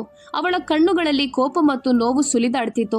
ನನ್ನ ಬಾಲ್ಯದಿಂದ ಇಲ್ಲಿಯವರೆಗೆ ನನ್ನ ಜೀವನದ ಪ್ರತಿಯೊಂದು ನಿರ್ಧಾರವನ್ನ ನೀನೇ ತೆಗೆದುಕೊಂಡಿದ್ಯಾ. ಸಣ್ಣ ಸಣ್ಣ ವಿಷಯಗಳಿಗೂ ನಾನು ನಿನ್ನ ಅನುಮತಿಯನ್ನ ಕೇಳಬೇಕಾಗುತ್ತದೆ. ನೀನು ಅನುಮತಿ ನೀಡದಿದ್ದರೆ ನಾನೇನೂ ಮಾಡಲು ಸಾಧ್ಯವಿಲ್ಲ. ನನ್ನ ವಯಸ್ಸಿನ ಹುಡುಗಿಯರು ತಮ್ಮ ಜೀವನವನ್ನ ತುಂಬಾ ಸಂತೋಷದಿಂದ ಆನಂದಿಸ್ತಾರೆ ಮತ್ತು ನಾನು ಈ ಮನೆಯಲ್ಲಿ ಸಿಕ್ಕಿ ಹಾಕಿಕೊಂಡಿದ್ದೇನೆ ಎಂದು ಕೋಪದಲ್ಲಿ ಕಿರುಚಿಕೊಂಡು ಹೇಳಿದಳು. ನೀನು ಏನು ಹೇಳಲು ಹೊರಟಿದ್ಯಾ ಎಂದು ಅವನು ಕೇಳಿದನು. ನನ್ನ ಶಾಲೆಯಿಂದ ಇಡೀ ತರಗತಿಯ ಮಕ್ಕಳು ಪ್ರವಾಸಕ್ಕೆ ಹೋದ್ರು. ಎಲ್ಲರೂ ತುಂಬಾ ಆನಂದಿಸಿದ್ರು. ಆದ್ರೆ ನೀನು ಅನುಮತಿ ಕೊಡದೇ ಇರೋದ್ರಿಂದ ನಾನು ಪ್ರವಾಸಕ್ಕೆ ಹೋಗ್ಲಿಲ್ಲ. ನೀನ್ ಯಾವಾಗ್ಲೂ ನಿನ್ನ ಘನತೆಗೋಸ್ಕರ ನನ್ನ ಸಂತೋಷವನ್ನ ತ್ಯಾಗ ಮಾಡ್ತಿರ್ತೀಯ ಎಂದು ಹೇಳಿ ತನ್ನ ಮುಖವನ್ನ ಕೈಯಲ್ಲಿ ಮರೆ ಮಾಡಿಕೊಂಡು ಕಣ್ಣೀರು ಸುರಿಸಲು ಪ್ರಾರಂಭಿಸಿದಳು. ಸಂತೋಷ್ ಕೆಲವು ಕ್ಷಣಗಳು ಅವಳನ್ನ ದಿಟ್ಟಿಸಿ ನೋಡಿದನು. ನಂತರ ತಗ್ಗಿದ ಧ್ವನಿಯಲ್ಲಿ, ನಾನೇನು ಮಾಡಿದ್ದರೂ ಅದು ನಿನ್ನ ಒಳ್ಳೆಯದಕ್ಕಾಗಿ ಮಾಡಿದ್ದೇನೆ ಅಂತ ಹೇಳಿದನು. ಆದರೆ ನಾನು ಇನ್ನು ಮುಂದೆ ನಿನ್ನ ಮೇಲೆ ಯಾವುದೇ ನಿರ್ಬಂಧಗಳನ್ನು ವಿಧಿಸುವುದಿಲ್ಲ ಅಂತ ಭರವಸೆ ನೀಡುತ್ತೇನೆ. ನೀನಿನ್ನು ಸ್ವತಂತ್ರಳು, ನಿನಗೆ ಬೇಕಾದ ರೀತಿಯಲ್ಲಿ ಬದುಕಬಹುದು ಅಂತ ಕೂಡ ಹೇಳಿದನು. ಅವಳು ಕಣ್ಣೀರು ಒರೆಸುತ್ತಾ, ನನಗೆ ಇನ್ನೂ ಕೂಡ ನಿನ್ನನ್ನು ಮದುವೆ ಆಗಲು ಇಷ್ಟ ಇಲ್ಲ.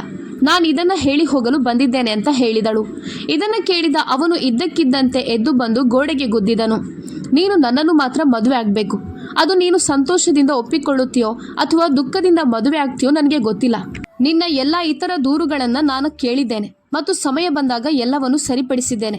ಇನ್ನು ಮುಂದೆ ನಾನು ನಿನ್ನ ವಿಷಯದಲ್ಲಿ ಹಸ್ತಕ್ಷೇಪ ಮಾಡೋದಿಲ್ಲ ಅಂತ ಹೇಳಿದನು. ಅವನವಳ ಮುಖವನ್ನ ನೋಡುತ್ತಾ ವ್ಯಂಗ್ಯವಾಗಿ ನಗುತ್ತಾ, ನನ್ನನ್ನು ನೋಡಿದ್ರೆ ನಿನಗೆ ಮೂರ್ಖನ ಹಾಗೆ ಕಾಣಿಸ್ತಿದ್ಯಾ ಅಂತ ಕೇಳಿದನು. ಹೌದು ಎಂದು ಅವಳು ಮುಗ್ಧತೆಯಿಂದ ತಲೆ ಆಡಿಸಿದಳು. ಆಗ ಅವನು, ಅದಕ್ಕಾಗಿ ನಾನು ನಿನ್ನನ್ನು ಒಬ್ಬಂಟಿಯಾಗಿ ಯಾವುದೇ ನಿರ್ಧಾರವನ್ನ ತೆಗೆದುಕೊಳ್ಳಲು ಬಿಡೋದಿಲ್ಲ ಅಂತ ಹೇಳಿ ಅವಳ ತಲೆಯನ್ನು ಅವನ ಎದೆಗೆ ಒತ್ತಿಕೊಂಡನು. ಅವಳು ಒಂದು ಕ್ಷಣ ಸ್ತಬ್ಧಳಾಗಿ ನಿಂತಳು. ಅವಳ ಉಸಿರು ನಿಂತು ಹೋದಂತೆ ಭಾಸವಾಯಿತು. ಅವನ ಧ್ವನಿ ತುಂಬಾ ಮೃದುವಾಗಿತ್ತು.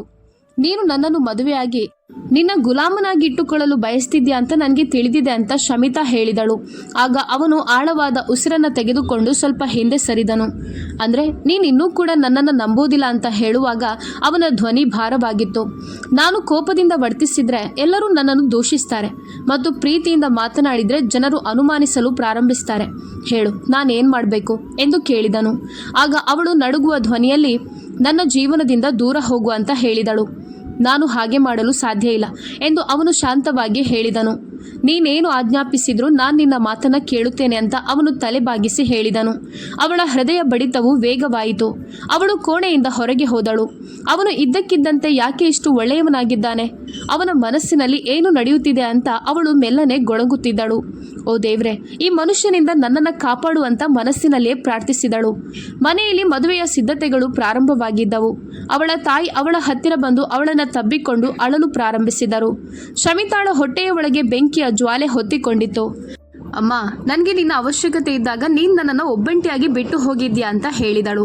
ಅವಳ ತಾಯಿ ನಡುಗುವ ಧ್ವನಿಯಲ್ಲಿ, ಕ್ಷಮಿಸು ಪುಟ್ಟ, ಆ ರೀತಿ ನಾನಿನ್ನು ಮುಂದೆ ಮಾಡೋದಿಲ್ಲ ಎಂದು ಹೇಳಿದರು.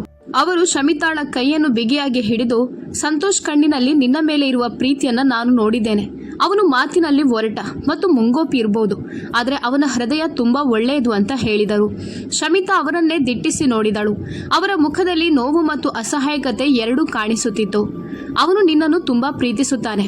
ಅವನೇ ಅಜ್ಜಿಯ ಹತ್ತಿರ ಹೋಗಿ ನಿನ್ನ ಮದುವೆಯ ಬಗ್ಗೆ ಮಾತನಾಡಿದ್ದಾನೆ ಅಂತ ಅವರು ಹೇಳಿದರು. ಆಗ ಅವಳು, ಅದು ನನಗೆ ಗೊತ್ತಿದೆ. ನನ್ನ ಮೇಲಿನ ಕೋಪದಿಂದ ಅವನು ಆ ರೀತಿ ಮಾತನಾಡಿದ್ದಾನೆ. ಎಲ್ಲರೂ ಅವನು ನನಗೆ ಉಪಕಾರ ಮಾಡ್ತಿದ್ದಾನೆ ಅಂತ ತಿಳಿಯಲು ಅವನು ಆ ರೀತಿ ನಡೆದುಕೊಂಡಿದ್ದಾನೆ ಅಂತ ಹೇಳಿದಳು. ಇಲ್ಲ ಮಗಳೇ, ಅವನು ಇದಕ್ಕೂ ಮೊದಲು ಅಜ್ಜಿ ಹತ್ತಿರ ಬಂದು ಮಾತನಾಡಿದ್ದಾನೆ ಮತ್ತು ಆಗ ಅವನ ಮಾತು ಪ್ರೀತಿಯಿಂದ ತುಂಬಿತ್ತು. ಯಾವುದೇ ಕಾರಣಕ್ಕೂ ನೀನು ಅವನನ್ನು ಕೆಣಕಬಾರ್ದು ಅಂತ ನಾನು ಬಯಸುತ್ತೇನೆ. ಅವನು ನಿನ್ನನ್ನು ತುಂಬ ಪ್ರೀತಿಸ್ತಾನೆ ಅಂತ ಹೇಳಿದರು. ನನ್ನನ್ನು ಅಷ್ಟೊಂದು ಪ್ರೀತಿಸೋದಾದರೆ ಅವನು ನನ್ನ ಮೇಲೆ ಅಷ್ಟೊಂದು ಕಠೋರವಾಗಿ ಯಾಕೆ ನಡೆದುಕೊಳ್ಳುತ್ತಾನೆ ಅಂತ ಅವಳು ಕೇಳಿದಳು. ಆಗ ಅವರು, ಹೌದು, ಅವನು ತಪ್ಪು ಮಾಡಿದ್ದಾನೆ ನಿಜ. ಅಷ್ಟೊಂದು ಕಠೋರವಾದ ಶಿಕ್ಷೆ ನಿನಗೆ ವಿಧಿಸಬಾರ್ದಿತ್ತು. ಆದರೆ ಅವನು ಏನೇ ಮಾಡಿದರೂ ಅದು ನಿನ್ನ ಒಳ್ಳೆಯದಕ್ಕಾಗಿ ಮಾಡಿರ್ತಾನೆ. ನೀನೇ ಯೋಚಿಸಿ ನೋಡು.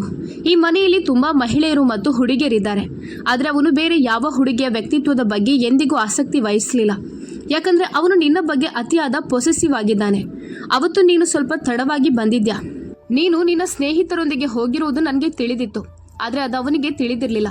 ಆಗ ಅವನು ಅವನ ಸ್ನೇಹಿತ ಪೊಲೀಸ್ ಇನ್ಸ್ಪೆಕ್ಟರ್ಗೆ ಕರೆ ಮಾಡಿದ್ದ ಮತ್ತು ಮನೆಯ ವಾಚ್ಮ್ಯಾನ್ಗೆ ನಿನ್ನನ್ನು ಹುಡುಕಲು ಹೇಳಿದ್ದ.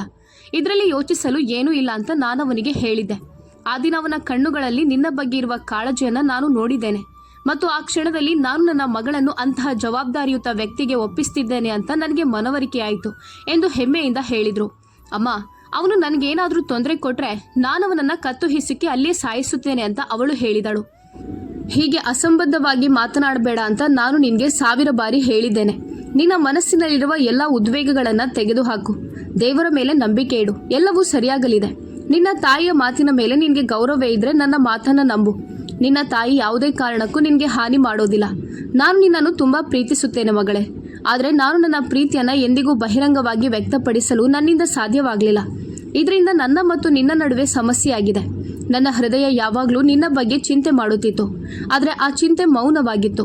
ಆದರೆ ಅದು ಮುಕ್ತವಾಗಿರಬೇಕು ಅಂತ ನನಗೆ ತಿಳಿದಿದ್ದರೆ ನಾನು ಬಹಳ ಹಿಂದೆ ನಿನ್ನ ಬೇಸರವನ್ನು ಕೊನೆಗೊಳಿಸ್ತಿದ್ದೆ ಅಂತ ಮಗಳಿಗೆ ಸಮಾಧಾನ ಹೇಳಿದರು. ಕೆಲವು ವಾರಗಳ ನಂತರ ಅವರ ಮದುವೆ ಬಹಳ ಆಡಂಬರದಿಂದ ನಡೆಯಿತು. ಸುಂದರ ರಾಜಕುಮಾರಿಯಂತೆ ಕಂಗೊಳಿಸುತ್ತಾ ಶಮಿತಾ ಸಂತೋಷ್ ಪಕ್ಕದಲ್ಲಿ ಕುಳಿತಿದ್ದಳು. ಅವನು ಅವಳ ಮುಖವನ್ನು ನೋಡುತ್ತಿದ್ದನು.